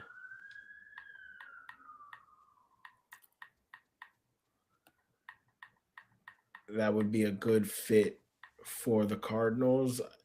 Literally, I can't even put my finger on it right now because of how I would say how messy it is. You got to get Joe Burrow. You got to go all in, and you got to go get Joe Burrow. I don't Pry him from whatever Cincinnati. whatever you do, you got to go all in and just get Joe Burrow. Give up 3 first picks. Do whatever, like just do something crazy like the Browns did to get Watson. Okay, but then he's still playing for an offense coordinator and head coach that. Yeah, so I'm And looking then at it. you got to clear house with that. You have to get rid of the Cardinals is such a mess. I need to do a franchise with them on Madden to actually see what's even possible. You know what? Could Nick Saban fix the Cardinals? I don't think Nick Saban has any interest to come back to the NFL. Okay, but if he did, could you take one of these guys? Probably Nick Saban. Nick Saban could do it. I would say Nick Saban could do it because he commands the respect. Yeah, he commands the respect right now. Right. You know, and you put him in a situation because, you know, I think you could possibly think of who's the head coach? Mora from UConn. Jim Mora. Jim Mora.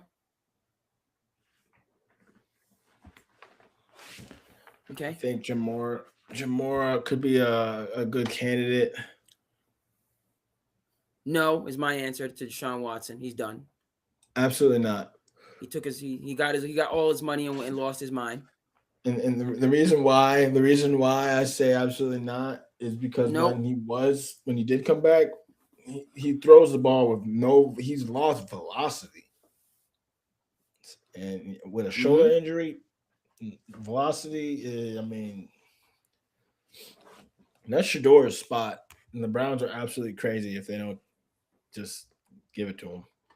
I mean, it is a spot, but even when Watson comes back. Yeah, times have changed.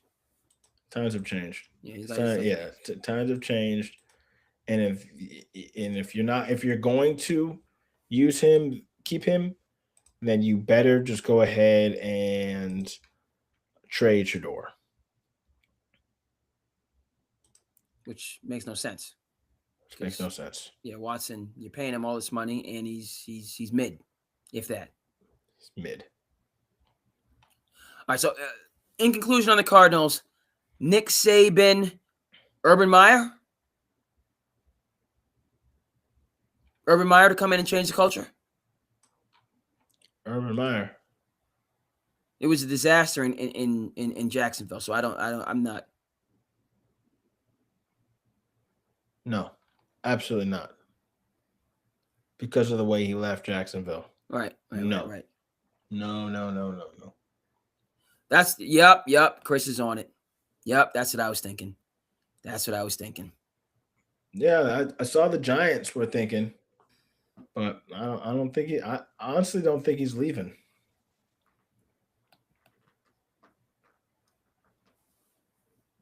Yes, indeed. And again, relative to the Cardinals, I'm not a fan of these hatchet jobs for coaches after 1 year, even though that's how let's keep it 100.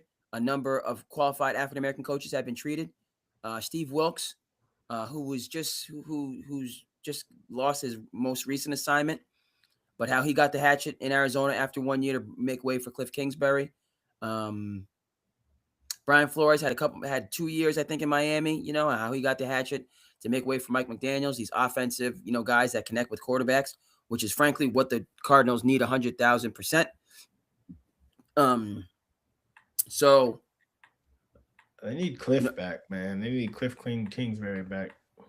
Cliff is doing his thing, or has been doing his thing with the Cardinals. Excuse me, with the Commanders. I think he's got a nice job. He's got Jaden Daniels. He's in his right role as an OC. To that point, I think it would be good. I think Cliff Kingsbury is an offense coordinator. Like Josh McDaniels is an offense coordinator. He's not a head coach. He's an offensive coordinator. Mike Vrabel is a head coach. He's a head coach. He's a lead. He can do the right. I don't look at Cliff Kingsbury as he didn't show me, for whatever you want to say about Kyle Shanahan and the ups and downs. I mean, he's right. He's Kyle Shanahan, and people can say whether he can win the big one or not, so on and forth. He's been able to weather storms, have down years, but when he gets his thing rolling, right, it rolls. Right, Sean McVay, and I know these are elite coaches, but they're elite because they're able to weather the storms. Okay, it's been 6, 7, 8 years since the Rams were in the Super Bowl the last time, and they're right back in the conversation again with a whole new group. Okay, the one consistent has been Sean McVay.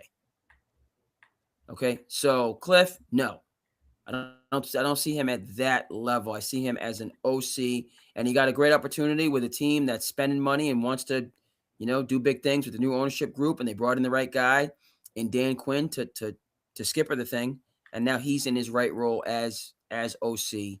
He's good. Cardinals, I know what to tell you.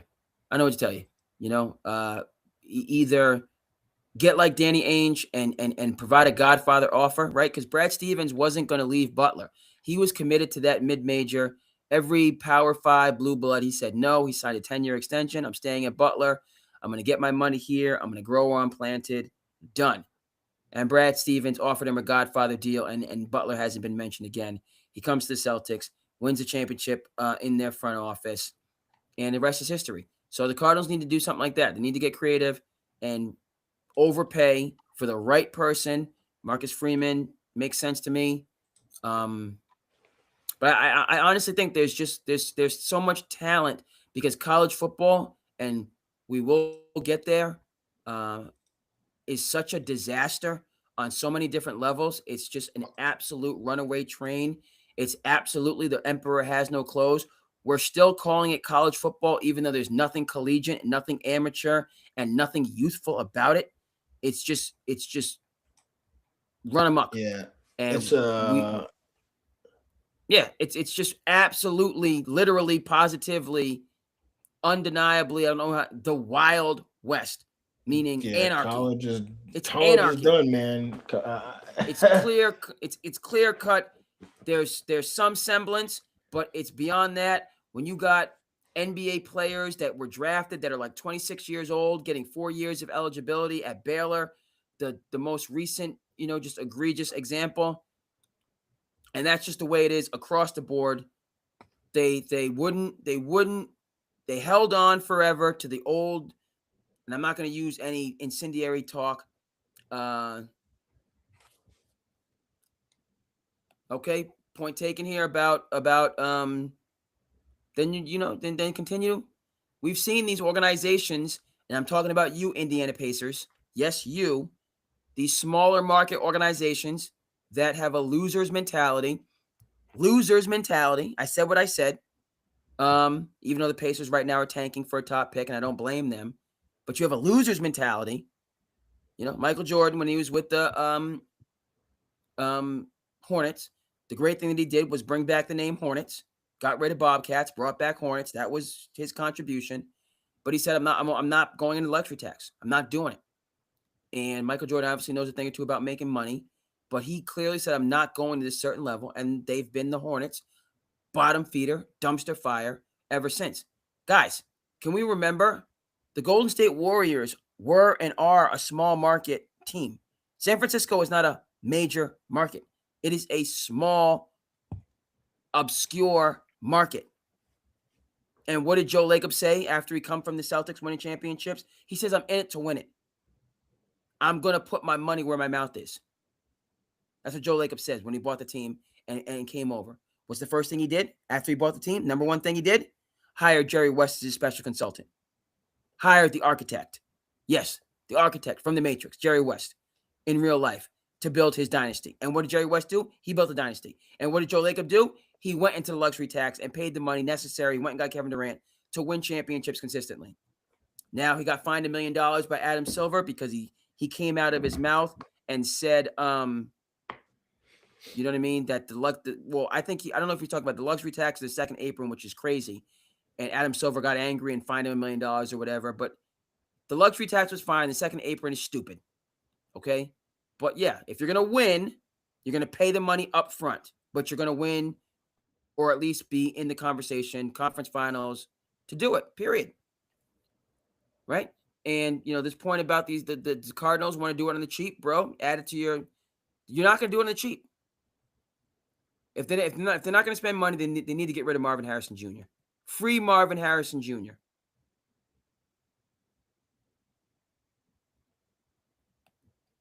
Kenneth Lofton. Yes, that's true. That's what I said. That's the end of college basketball right there. Didn't he already get drafted? Already got drafted, played a few games. Like, college sports are done. It's a train that is just.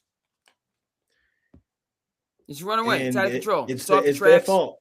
It's their fault. They did it when they started letting these foreign players come over that have already played professional basketball.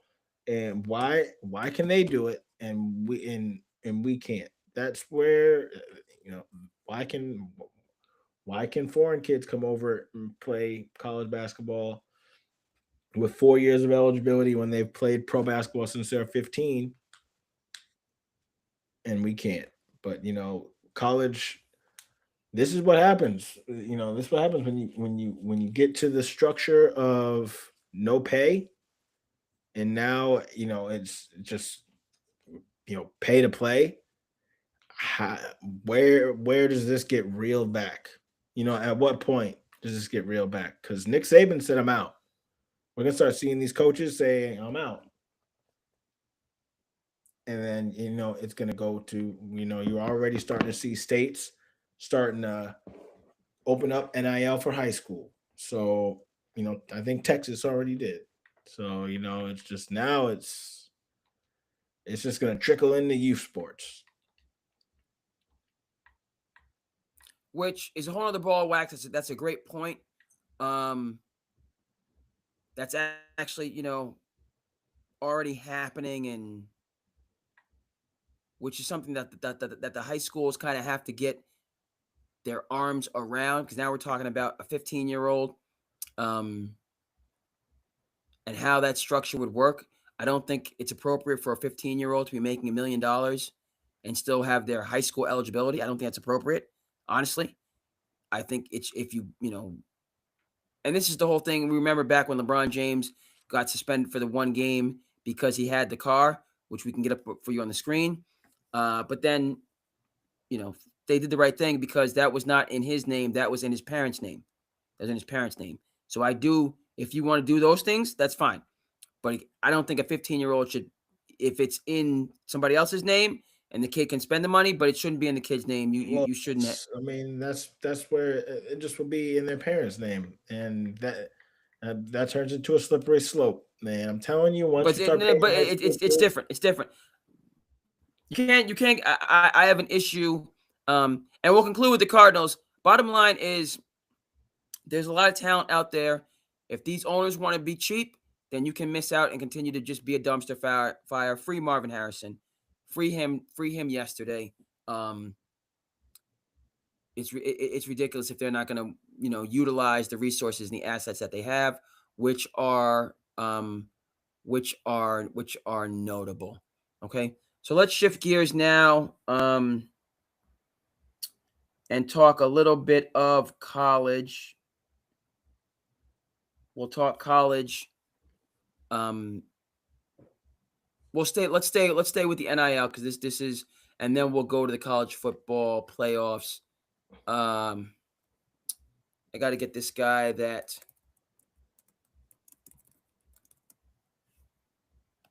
Yes, indeed.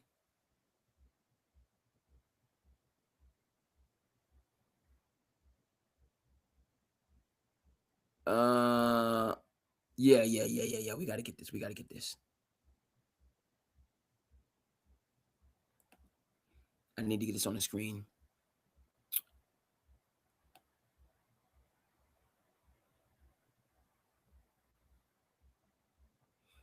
Okay, hold on. He says, there you go.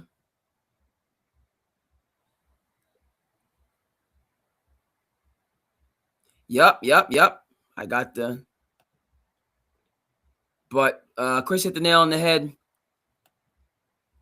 We gotta discuss this NIL situation, this college sports situation that's gone buck wild. That's what we got to do right now. Bro, you brought up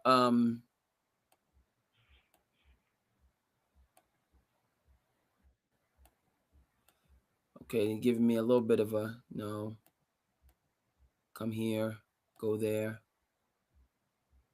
Yeah, we cooking right now. We cooking.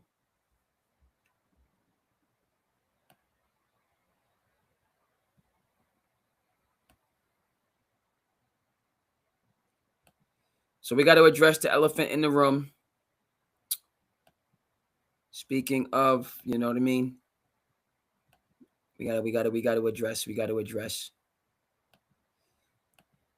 Okay?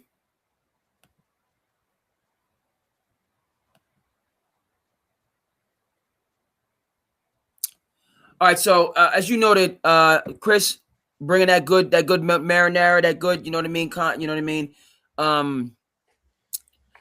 This man is 25 years old. Hold on, 25 for me. He's been playing overseas. No, hold on. How old is he?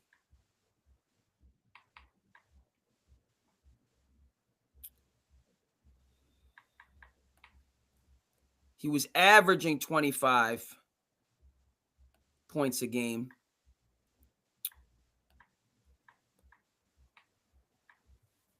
Okay. Played at Louisiana Tech, earned Conference USA Freshman of the Year in 2022. He was drafted in the league. Went undrafted, signed with Memphis. Scored 42 in his first NBA start.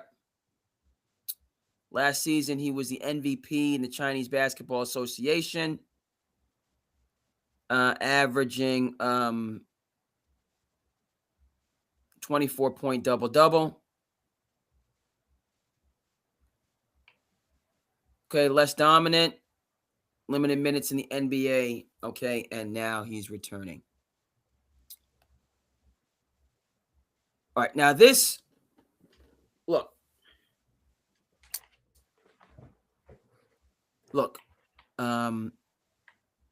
So I've said what I said, but it's frustrating. What I want to try to say is that, look, there is a difference between a European quote unquote pro and somebody drafted into the NBA. There's a difference. And so I'm flabbergasted that the NCAA's appears, you don't have lawyers in the NCAA. You're afraid of getting sued by these NBA players who are trying to compare apples and oranges. It is not the same. Enes Kanter was supposed to play for Kentucky one year. Calipari brought him over. He was allegedly a quote-unquote pro in Europe because somebody gave him like I don't know, but Enes Kanter was not making money hand over fist when he was playing in Europe.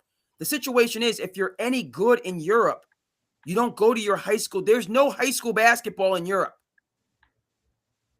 Luka Doncic couldn't have gone to his local high school and graduate. They don't have powerhouse high schools in these different countries. They only have the clubs.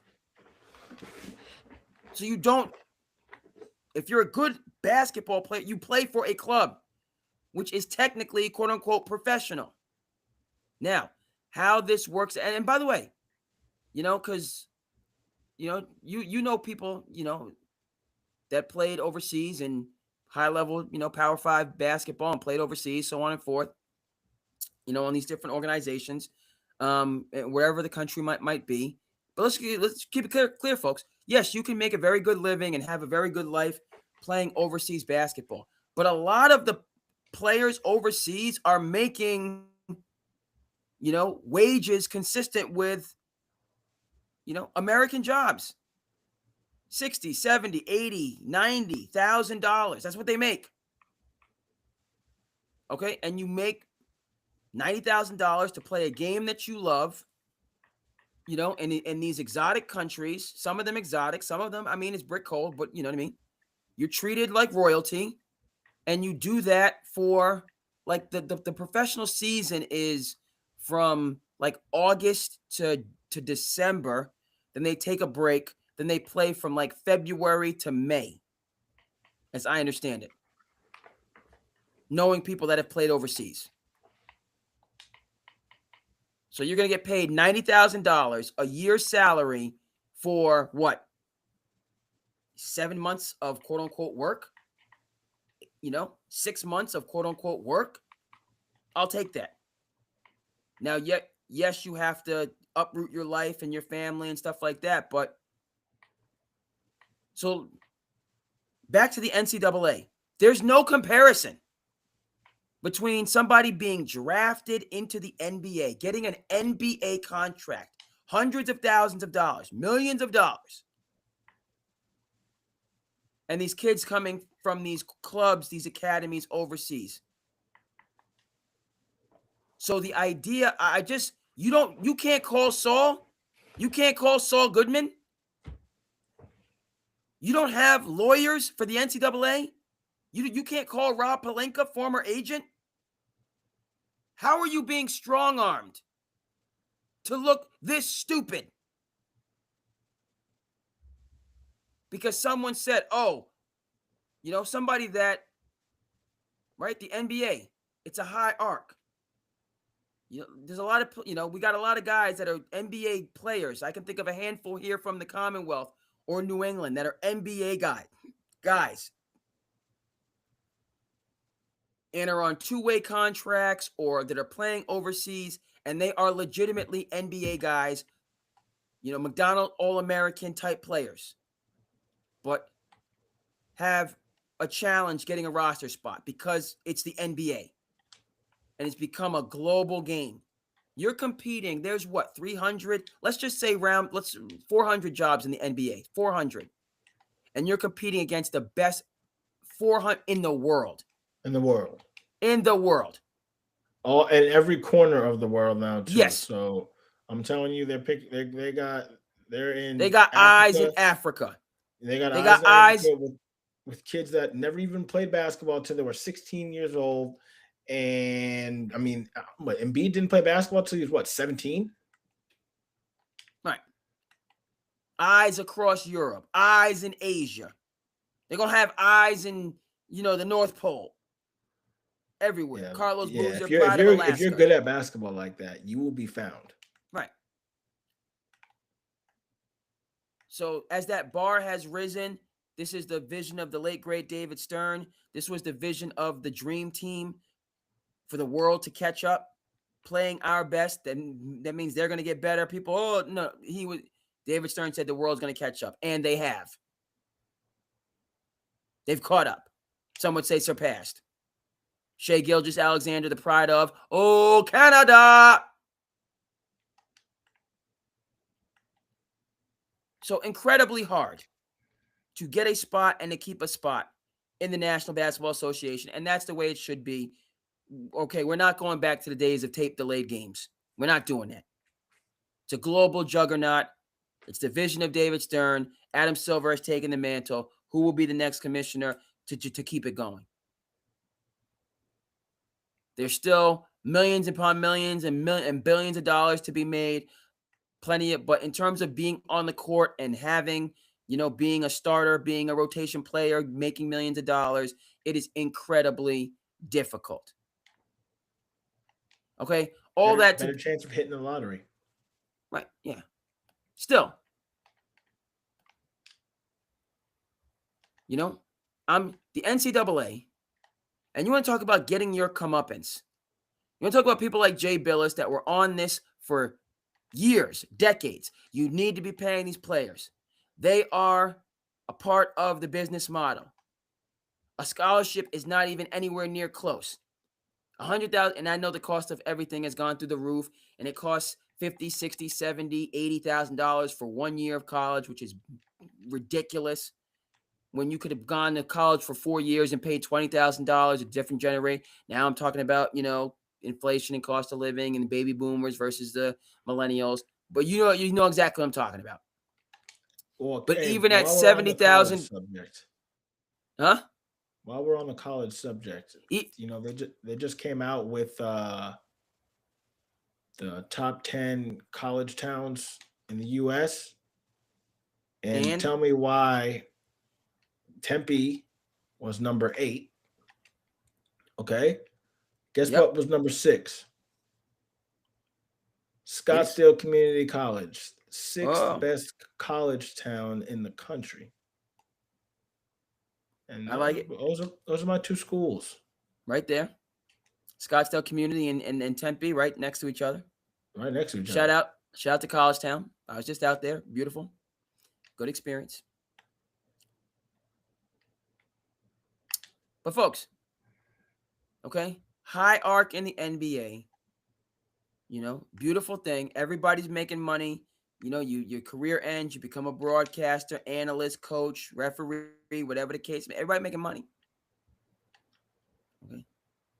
But this is this is a flagrant foul that NCAA, who for decades tried to preempt this until finally the powers that be, led by one Mr. LeBron James and Gavin Newsom on the shop, signed the NIL deal, long overdue, to bring NIL to California, long overdue. NCAA, you could have gotten ahead of this. You could have created a structure. You could have created the organization. You just said no. Take your thousands of dollars. Take your 10,000. It doesn't matter what it is. It's pennies on the dollar. Pennies compared to what their labor power is worth, which is what we're seeing right now. This kid Underwood at Michigan, what did he get? $10 million, $11 million, $12 million? And that's still on the low end in terms of what. Remember, by the way, shout out to Cam Newton. His platform, 4th and 1. Okay? Talking about we need all that manyan. We need all the manyan. This is Cam Newton. I'm quoting. We ain't going to negotiate you. We need all the manyan. Cam Newton deserves whatever. They hounded that man for $100,000. They hounded him for $100,000. All that talk and that foolishness and that and for $100,000. Meanwhile, the coach who didn't win a second after he left and got fired but got all his money. But all the pomp and circumstance for Cam Newton, all the pomp and circumstance for Reggie Bush, for hundreds of thousands of dollars, when these players are worth tens of millions of dollars minimum. Now, I mean, you're seeing it now. I mean, and like you said, the NCAA, they had a chance to get ahead of this, and they chose not to. They chose not to. They acted, nope, we're not paying them, we're not paying them, we're not paying them. And now it's really going to self-destruct. It's going to self-destruct because you start to see programs like Notre Dame who stay independent, won't join a conference, but then they sign deals with the college playoff committee saying if they're ranked in the top 12, no matter or top 10 or whatever, they are guaranteed a playoff spot no matter what. And you know what Notre Dame does after that? They remove everybody from their schedule. You know who they're not playing anymore? USC. Any hard team that they were supposed to play, not playing them. So now it's just a farce because what schools are going to do is they'll get that money back if their team makes the playoffs. So make the playoffs by any means. Right. Yeah, by any means. Okay. So you had to have your thumb on the players. Meanwhile, you let the schools, you let the coaches just run absolutely hog wild. These guys, highest paid employee in the state by, a margin. College president walking around scared of the head football coach. Okay. So that's no problem. Head football coach parking in the president's spot at allegedly an institution of learning. We're just going to let that pass. But the players, no, we can't let them get any of this golden goose. That would be and then finally there was a straw. Okay. Shout out to LeBron James. Shout out to Gavin Newsom, the shop that broke the camel's back. It came to California. Okay. Then once one state had the opportunity to do it, they had the competitive advantage on the players. Every other state rushed to follow suit. And now it's just from the end. Now you bring up a good point, bro, that,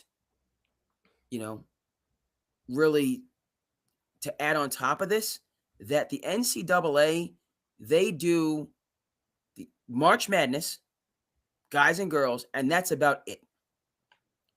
The BCS is completely different outside of the purview of the NCAA.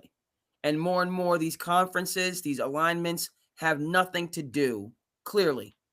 These conferences have no geographic composition.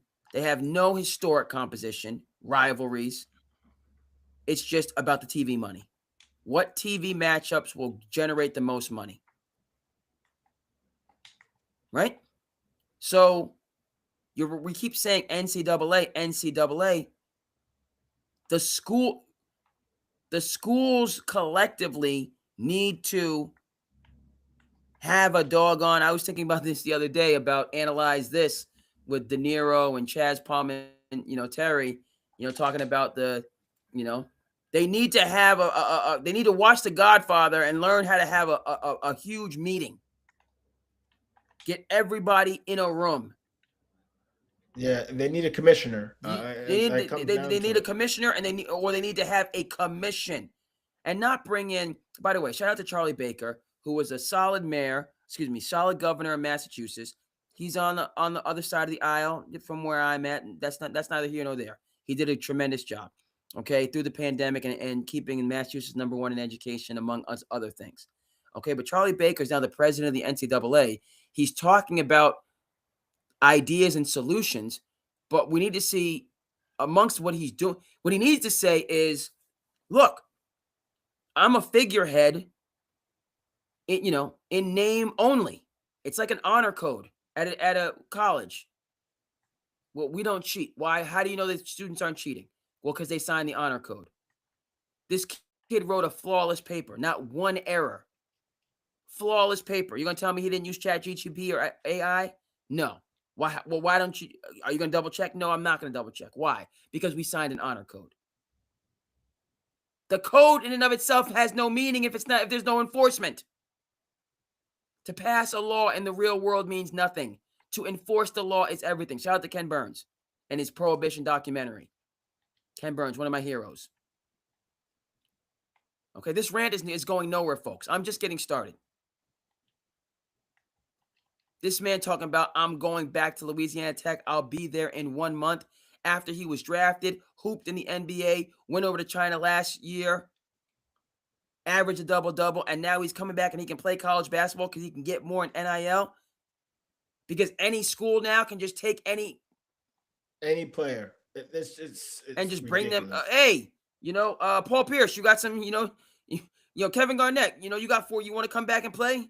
Yeah, you got 4 years. LeBron, honestly, technically, LeBron could go back and play college basketball if he really wanted to. Like, they couldn't stop it. Right. Stop. Like, we need literally, or honestly, folks, we need to start protesting. We need to start protesting because just because you have the jersey, the only thing that makes college football college is the jerseys. We are looking at something that is completely alien to what college sports is. But because the jersey says Ohio State or Indiana, and we in our mind think about Bobby Knight or Hoosiers, even though we are looking at some, bizarre, alien, abnormal, ridiculous, preposterous, unseemly, despicable, on and on and on. But because they throw the jersey on, I guess, the jersey says Duke. Even though it's a 28-year-old, Calipari was saying, how many of these guys are playing college sports to pay their freaking alimony? They're married, they've been married 3 or 4 times. But they're playing against the freshmen that Calipari has that are off to the NBA. There needs to be a commission this summer. This is ridiculous. I mean, the universities need to get together. The presidents of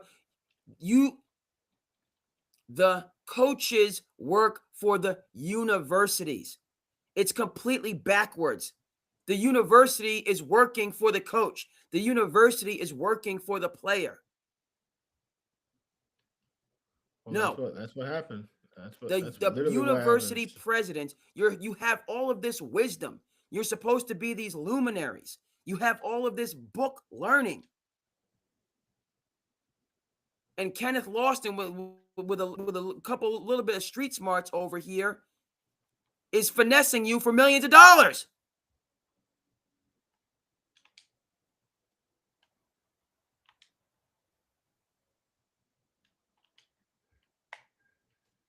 Finessing you for millions. How is this guy over here with a couple, these?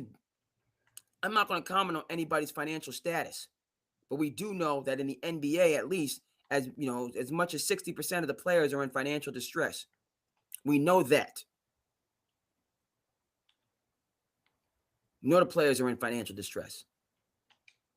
So how are some of these players that times are getting tight able to just bogard and strong arm these universities and this? Props to them. Props to them. And that is, especially if you just played college sports, you better try to go get that money. If you just got out of college sports the past 6-7 years, you better go back and try to get your money. Because we're talking millions. We're talking generational wealth if you can get 2 to 3 years of eligibility. Yeah, we are talking about generational wealth. What I'm talking about is the same individuals that told a player he had to sit out a year when transferring and hounded individuals for pennies. You hounded Cam Newton. You hounded Reggie Bush. You stood on the freaking in your bully pulpit, and made this spectacle and talked about use all of these words, these multiple syllable words that have, integrity and loyalty and all the rest of this nonsense. Johnny Manziel. Right. You sent the bloodhounds off after all these people to maintain this system of control, and you have to sit out a year when transferring, and you can't get a cheeseburger at this restaurant. And now you're allowing this. I don't know which is worse. The fact that you're just getting smacked in the face, I'm going to keep it family friendly. The fact that you're just getting smacked upside the head right now by Kenneth BTA. Lofton Jr. and everybody else, that to me is even worse than the sham, the mockery of amateurism that you held on to for generations. This is worse than that.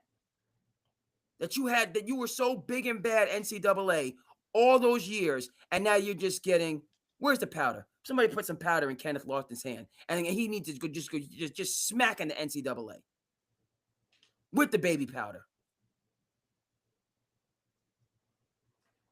It's ridiculous.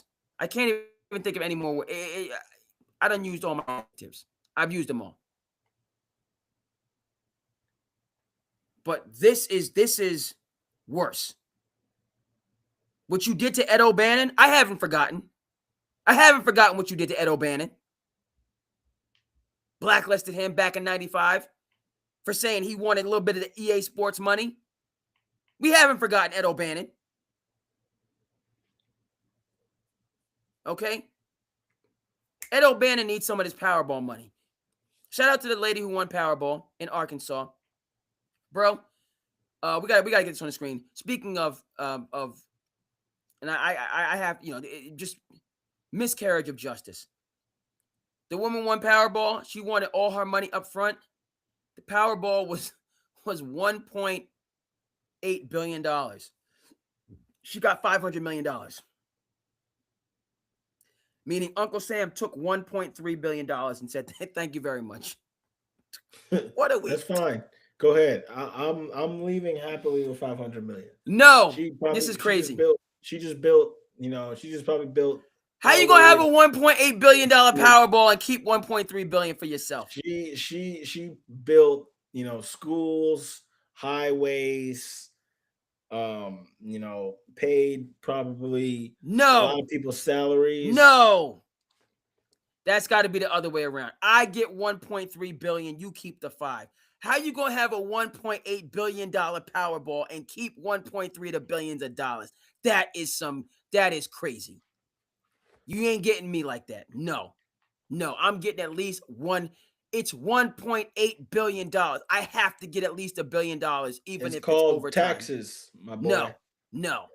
I got to get at least $1 billion. I got to get at least $1 billion. If it's $1.8 billion, I got to get at least $1 billion. You had something similar to this with me, where you gave me $1 and I won a bunch of money on a scratch ticket, and you thought the whole money was yours.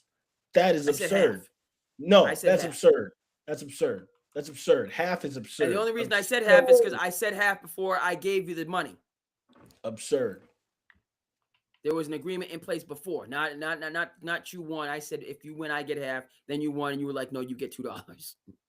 Yeah, you get $2. Talk about I get half. You said, can I get some money for a scratch ticket? I said, yes, if you win, I get half. You won, and you was like, here's your $2. That was that situation. But had I not said it, and okay, yeah, maybe a little bit strong-willed there, but no, craziness. I'm glad you realized that you're a little bit strong-willed there in terms of if you win, I get half. Who the hell are you, Suge Knight? Then why did you ask me for money for a scratch ticket? Who the hell are you, Frank Lucas? I went in there to go get drinks, and we were getting ready to go on a trip. I remember going to New York. I went in there to get drinks. I went in there to get a bag of chips, and I said, "I'm going to get scratch." You didn't go in there to get scratch tickets. I didn't just solely go in there to get scratch tickets. I went in there to get snacks, and I gave you money for snacks. And I picked, and so the money that you give me for snacks is free will to do whatever with the money I want. We didn't have no agreement in place that you were gonna say, all right, I got the scratch ticket. I was like 19. I literally was like, I think I was like 18, 19. I was like just being able to buy scratch tickets. Over here thinking he's Frank Lucas. Talk about even Frank Lucas. He said 30%. You said half. Should have, I don't know. Maybe that was too much. Or maybe you shouldn't have, you should have asked somebody else to borrow 5 and got that lucky scratch ticket. I don't know. $5. You were trying to come up off of a $5 scratch. Come up off of A $2 scratcher that you ain't even buy. I don't know. Should you lend? That's another thing. Should you lend money for scratch tickets? Is that another? I wouldn't. I don't know. We'll come back. Scratch tickets. Should you lend money or should you not? Subject for a different day. Subject for today. That's crazy work in terms of government taking $1.3 billion. This is crazy work, dude. Coming back and it's not. I'm not even mad at Kenneth Lofton. I just cannot believe the NCAA is like there's no control, right? It's once you just gave NCAA essentially, and there's nothing to do with Charlie Baker, who's doing a good job, but no, once it wasn't absolutely the way that you wanted, where you had the control and the players, and you could just strong arm players. Once you couldn't strong arm players anymore, and I said that with full force, strong arm players, okay, with this, right? You took away the Michigan Final Four banners. North Carolina was found to have been operating a completely fraudulent department. They were running a fraudulent department, which was to get the basket. And the only reason we know about this is because the professor of the African American Studies Department said enough is enough. You're not going to run this sham in a important, necessary department. African American Studies is an important field, just like all of the other fields of inquiry. And the professor said, no. If you want to, you find another space to run your game. And they were caught red-handed. And the NCAA said they didn't even miss the tournament. They got a speeding ticket. And Michigan so there was no rhyme or reason to who and that you could punish. That's before this nonsense. But now with the paying of the players, which was the elephant in the room, you lost that and you just basically said, I quit. You're not even going to try to maintain a very important part of the sports landscape in America, which is college sports. You're not even trying to maintain it.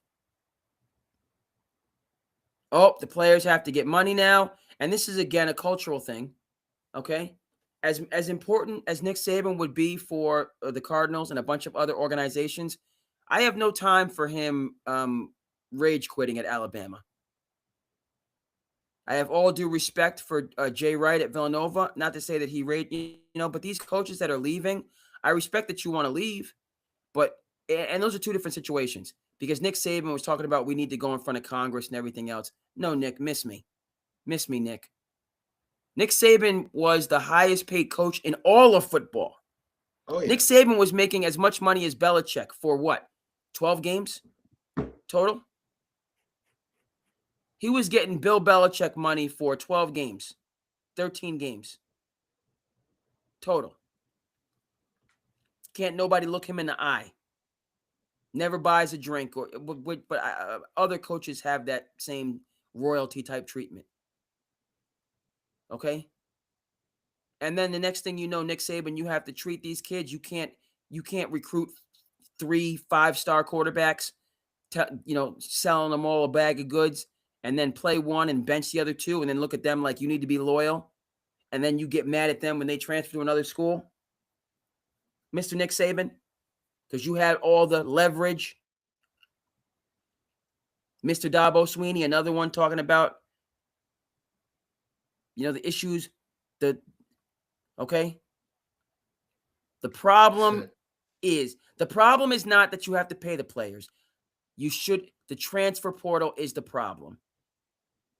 If you're going to pay the players, you should not be able to transfer We got to bring back that you need to sit out a year. You got to sit out a year. Or you can only transfer once. These guys playing for 4 different schools. I don't have a problem with the transfer portal because it was inconsistent. I have less of a problem. I have a problem with the whole thing. But my issue with the transfer portal is, why could Jalen Hurts transfer from Alabama to Oklahoma and not sit out? But other players have to sit out. So the transfer portal was inconsistent like everything else in college sports. That's what bothered me. But now, even though you can get rid of the transfer portal, just in general, keep the NIL and make the players sit out for a year, or only allow them to transfer once. You can't do it 2 and 3 times. No. And then finally, you can't bring somebody who's 28 years old and played, however old Kenny Lofton is, played in the NBA, got drafted, okay, because they're going to threaten to sue you, and you don't have any reasonable lawyers to say there's a huge difference between the European quote-unquote professional system, where there's no development leagues, and our development system. Okay, I'll take that case. Okay, I stayed at a Holiday Inn Express recently. I can be the lawyer to negotiate, to prove that fact. Okay, where's my retainer? Where's my bread at? Okay, ridiculous.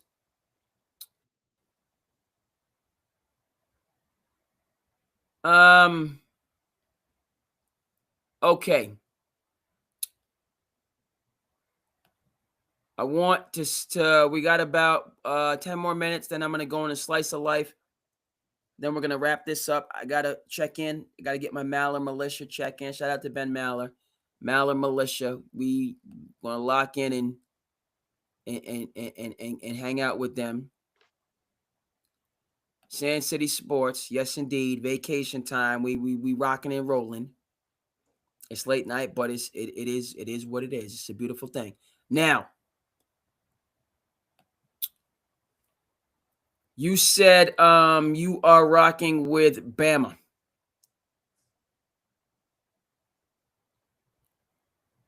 I'm rocking with Bama. There's no 2 ways about it for me. Let me see if I can get that imagery, that art. See where it's at. No, it's up here.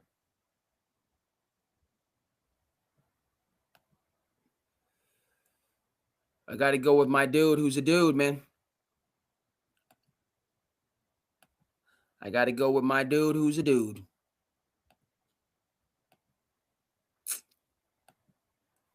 This Indiana's year to win it, man. This Indiana's year. That man, Cignetti. Hey. We talk about Kawhi's first 50 piece tonight. Kawhi gave him 50? 55. That boy done cooked the Thompson twins the past 2 weeks. He gave 44 to Asur, and then he just gave 55 to his twin. Amen got 55 points?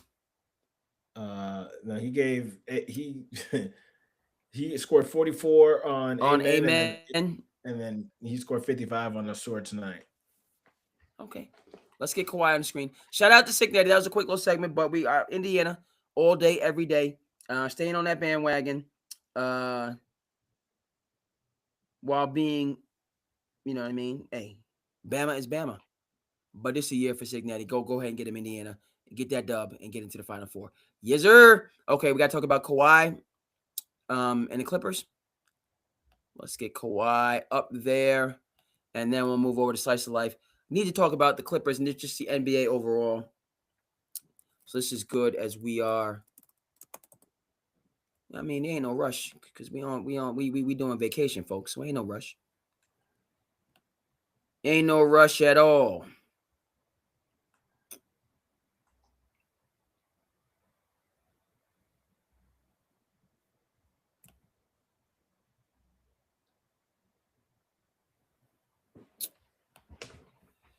Kawhi said, I'm a fun guy.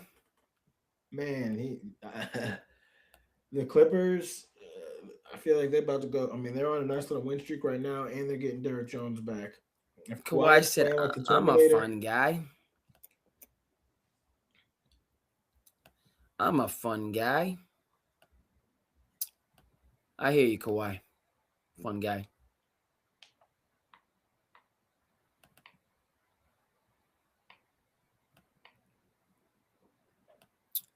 Will the Clippers make the play-in? yes. Let's see where they're at.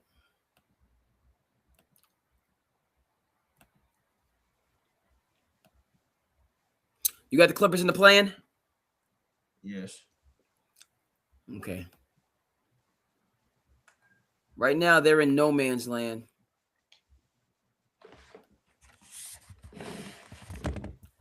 Clippers are Like 7 games, I think they won. they're only 3 games out.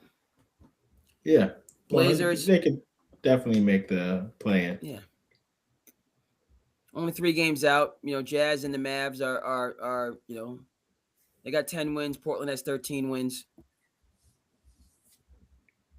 They're Jazz better and the than Mavs Portland. Yep.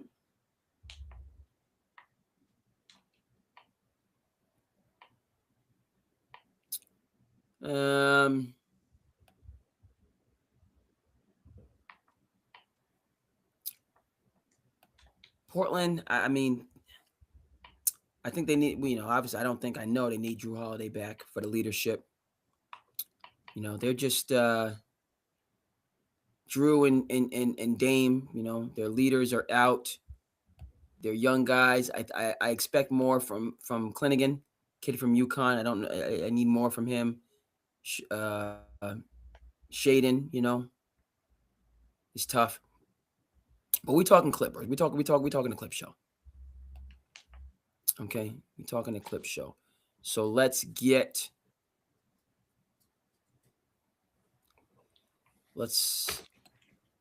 right. So they're in striking distance of the play-in. Mavericks are going nowhere fast. Utah Jazz, are they going to finally try to start winning? I don't know. A lot of young, talented players, hungry players. Clayton Jr., Ace Bailey, amongst others. Youth movement. But yeah, the bottom of the Suns, 5 games over 500, which I rock with. Golden State is done. You're at 500. Memphis is trying to get rid of Ja and move forward. Right. So the Clippers, of all these teams, and what are we doing here? 6-8 at home, 4-13 on the road. That's not like a Ty Lue led team, but they've won 4 straight. And they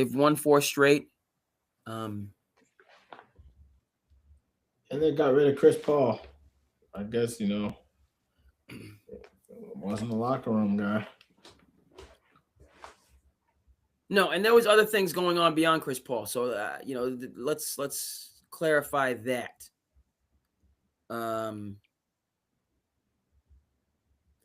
Chris Paul, and he's always walked to the beat of his own drum. I don't think it needed to get here, frankly. He should have known that this is not the team with all these veterans. Particularly this man right here, Kawhi Leonard. He's not trying to hear it from anybody, and he's always been like that. So Kawhi's not trying to hear it. That in and of itself should just tell you, stop. James Harden's not trying to hear. James Harden's not trying to hear it. Bradley Beal's not trying. Like, these are all veteran guys. That if not, Chris Paul would be the oldest, but he's not that much older than them. Right? So it's night and day. I don't know why Chris Paul left. What the heck? He was in San Antonio. You know what San Antonio's doing right now? Beating the brakes off of the Oklahoma City Thunder. Could have stayed in San Antonio. A younger team Who would he have had the chance to work with? Dylan Harper. That's somebody that you can mentor and coach up. I'm not sure why Chris Paul does not understand that. Yeah. He's never understood that. Never. I'm about to say he's never. DeAndre Jordan couldn't stand it behind. Blake Griffin couldn't stand him. So at a certain point, bro. And the other thing, like Chris Paul. And I know you were the man at Wake Forest, and you started off your NBA career in New Orleans, and you were the man. But you're the same age as LeBron James. You might be on the banana boat with LeBron and D Wade, but you're not those guys. You walk around like those guys. They're your peers, Team USA, all the rest of that stuff. But you're not D Wade. You're not LeBron. And you probably aren't going to get but you wanted the farewell tour that you were planning on getting either. That's another thing in this situation. We'll bring it back to Kawhi. But, learn from Steve Nash. Did Steve Nash deserve to win those back-to-back MVPs? No. One should have went to Kobe. 7 seconds or left. The numbers were inflated. Fine.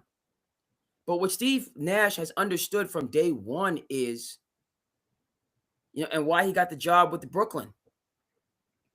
Okay? I'm around all these guys, confidence, egos, all the rest of that stuff. I'm just going to stay in my lane and be a good dude. Amari Stoudemire doesn't want to hear that from me. Joe Johnson, Quentin Richardson, Sean Marion, they don't want to hear that from me.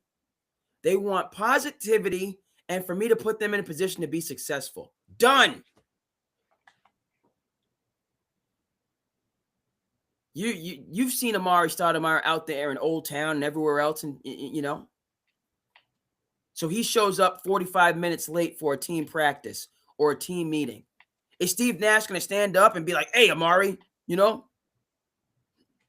hey, Rook, what are you doing? What are you thinking? Get your mind right." Steve Nash isn't going to say anything.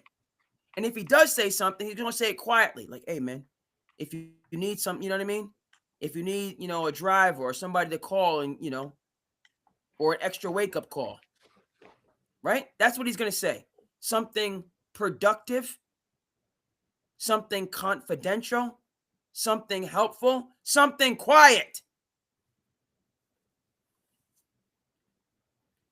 And beyond that, he's just going to let people be themselves. There's already a system in place for accountability. Chris Paul, you act like Ty Lue isn't already the coach.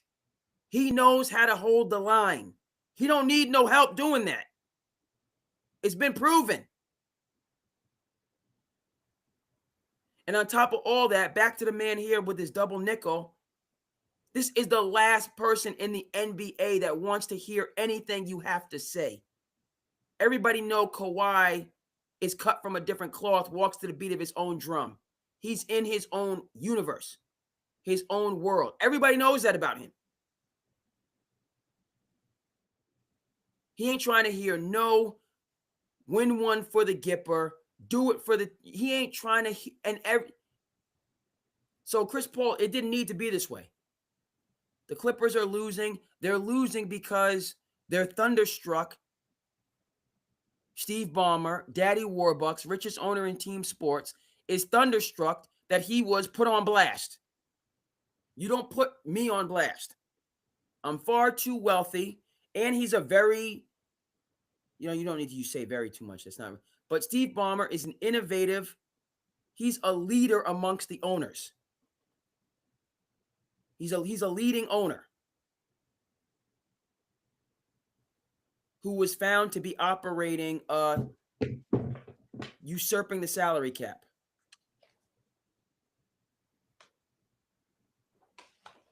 And the NBA to that said, we'll do some PR and just sweep it under the rug,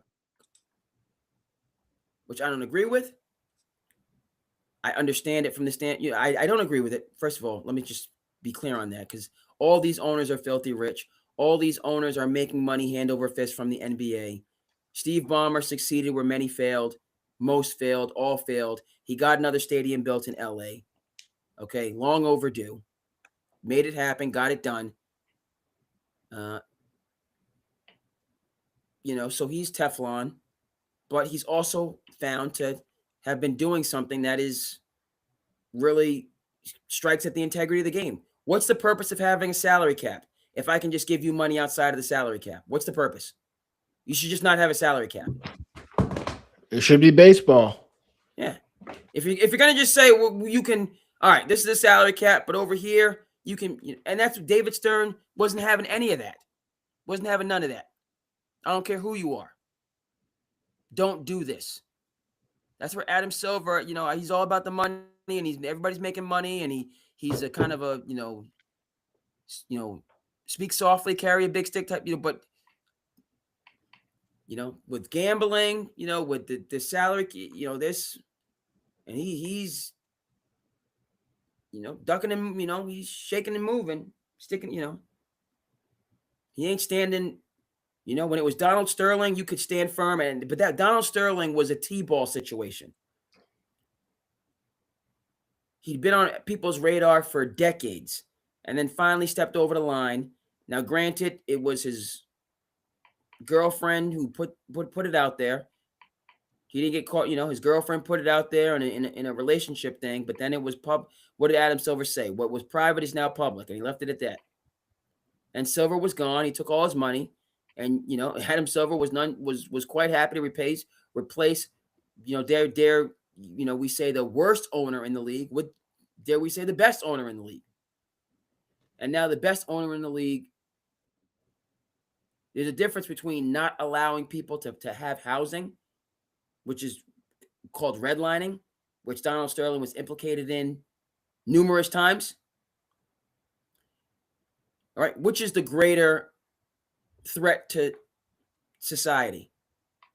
Paying a millionaire more millions of dollars, or not allowing qualified people from a particular background to access housing in a very prominent area? Yeah, the redlining is the worst. Is the worser of those two things. And I don't even think it's close for me. But still, the integrity of the game, which has been compromised, is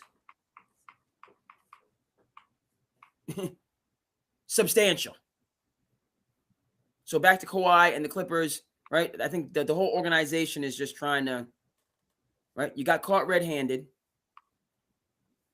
right? You expect everybody but you to be doing this stuff. And so it just throw a monkey wrench in terms of their season. Now, as they kind of get a little bit of distance from that, even though it's still there, right? They can start playing good basketball. The team is well constructed. People keep talking about Derrick Jones Jr. They have John Collins. Their starting lineup is formidable. Yeah, but Derrick Jones Jr. has been there for 3-4 years. Yeah, right. Starting power forward last year, so yeah, right. He's an important piece. But they have Zubac, they have Kawhi, John Collins, Bradley Beal injured, James Harden. That's a tough starting five, and they have bench players. So they're right there. All right, folks, it is that time for Slice of Life. It's been a great episode. There's so much good stuff going on. I hope you tuned in, rocking with the Maller Militia, which I'm going to do as soon as this episode is done. But check out Big Ben, of course.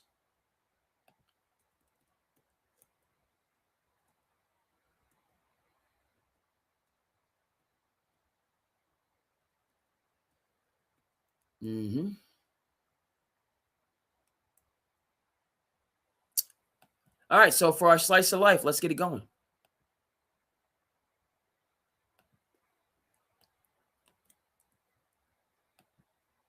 Let's get this Slice of Life going on. A couple clips.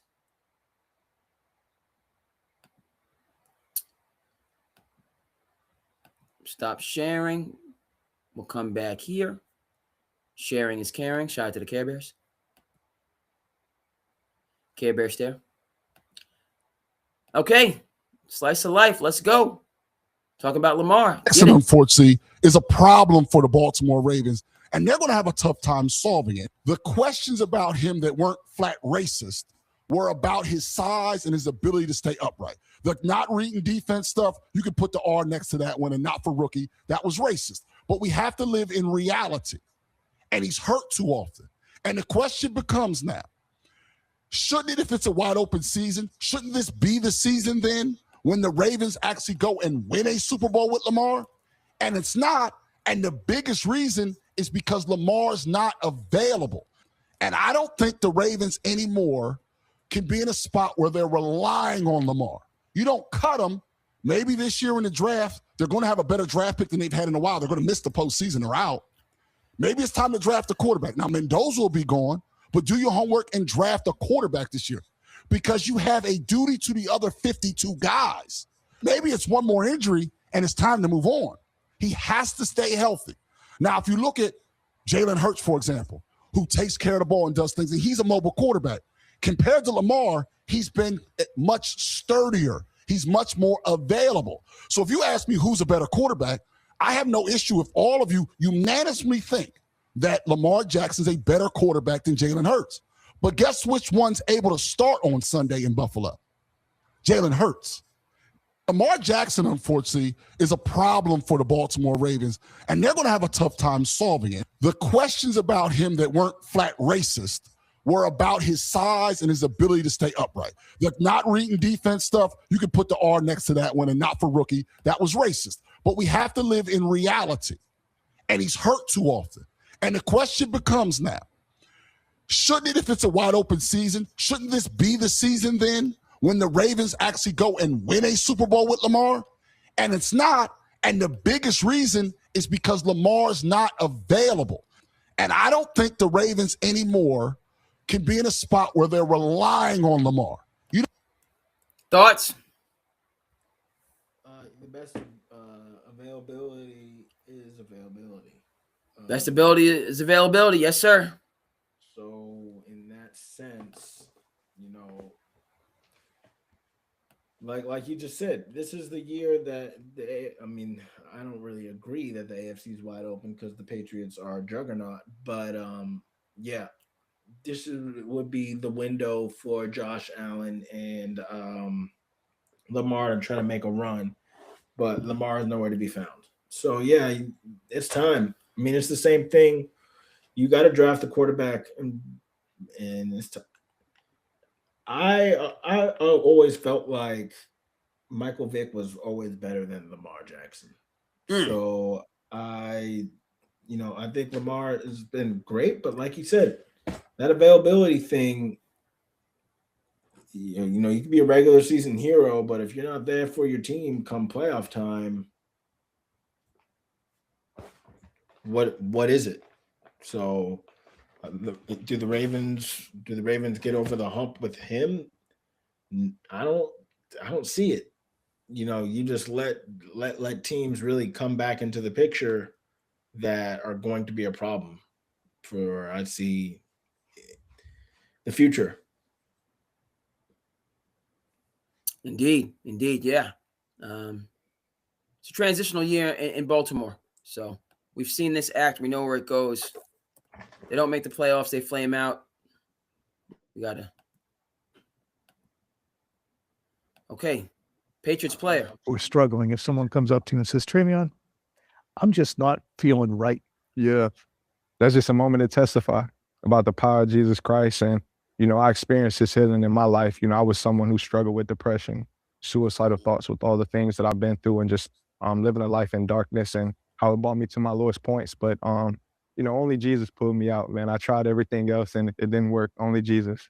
Just seeing what he'd done in my life and just experience his goodness and his mercy, like it gave me no choice but want to share with others, man, and share that hope that's in Jesus Christ with others. It's amazing, isn't it?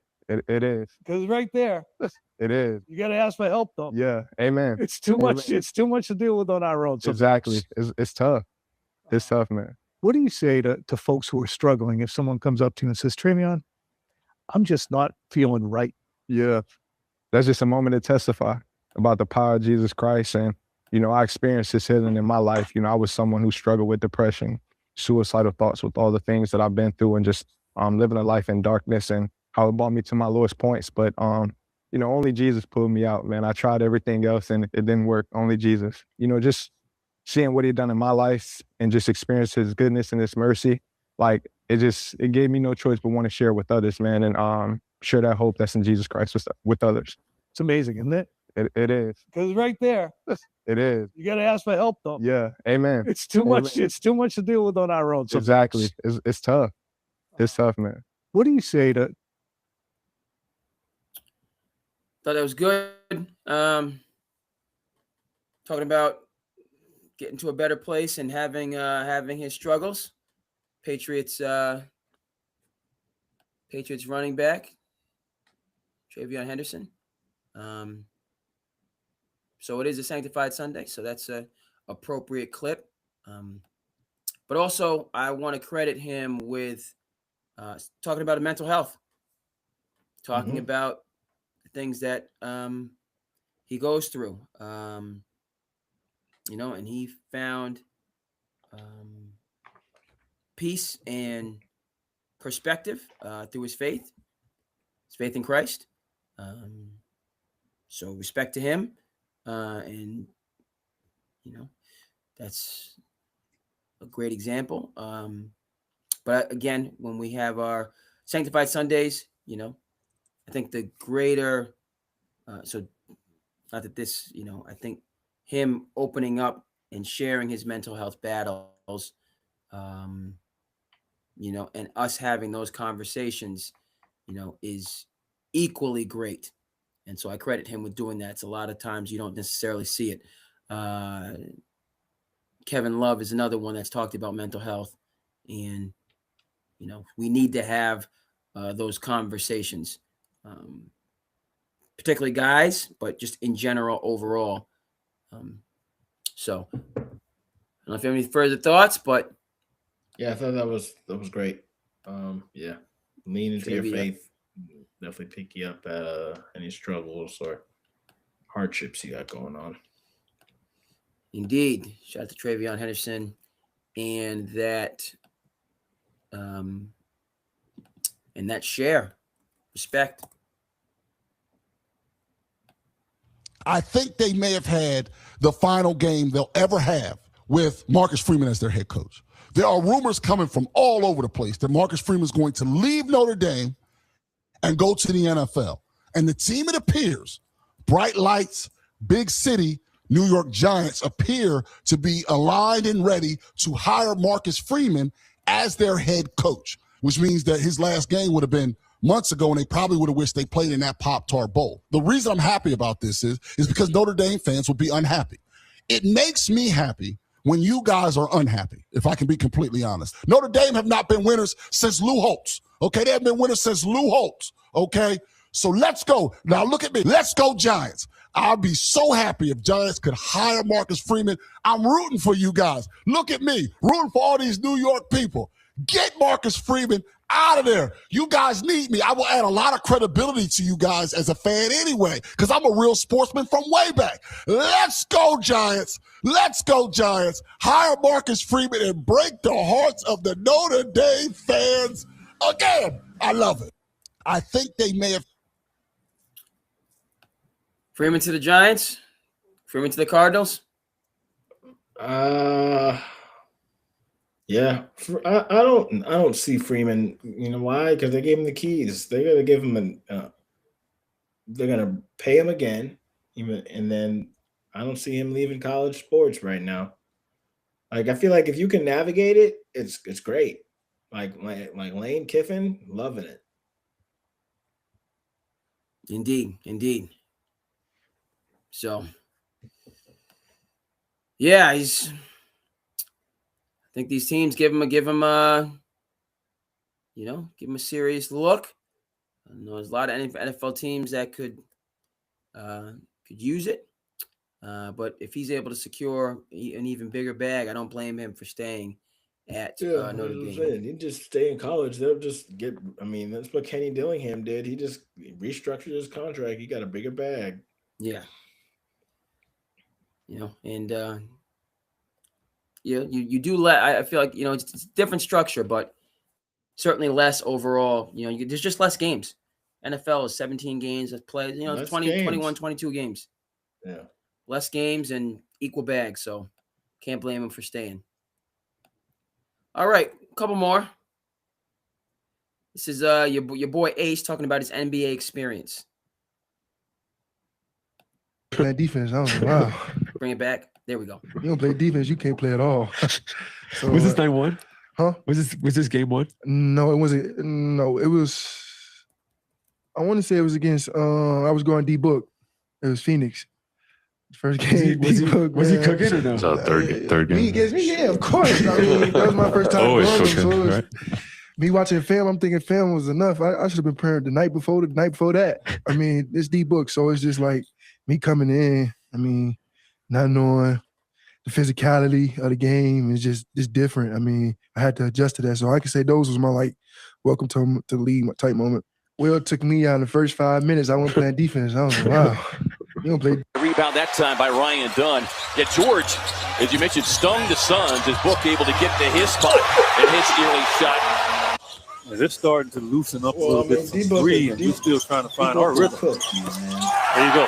There's your rhythm right there. That's the guy that'll find it for you. Yeah, and those are the toughest plays to run, right? That's why coaches work on them all the time. Is those particular plays, last second opportunity. Suns can return the favor all around and knock one down here. That's be off the dribble drive, sets up Book. Shot clock, game clock winding down. Rainbow connection.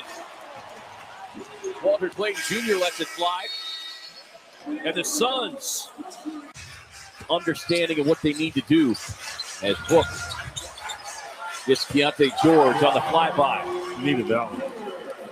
Rebound that time by Ryan Dunn. Yet George, as you mentioned, stung the Suns. His Book able to get to his spot. Devin Booker cooking young Ace Bailey. Yes. Welcome to the NBA. Welcome to the NBA moment. He'll get it. I think Ace has had a good rookie year so far. He's matured a lot and he's working hard. So we'll conclude. We've been talking I don't know about the whole this. situation. I'm a little disappointed. Scott's a good friend of mine, and he was on the committees and didn't seem to be leaning in that. But what's happened at 3 or 4 schools right now, I mean, I just asked. And all these people write all these things about me, and they're all wrong. So, they want to talk about coaches can do what they want. Listen, I'm still talking strictly not for the program, for the kid. So I asked Cohen, would you be okay if I went and got Miles, brought him back? And I said, yeah. I mean, you laugh, but that's what we're doing. Somebody's sitting. Somebody's not playing. I just don't think that's fair for the players. I mean, some of them, worked their butt off to get to this position, and maybe things didn't go right. I'm a little surprised. I got to call into Scott. I'm anxious to see what he tells me. I mean, if that's what we're going through, shame on the NCAA.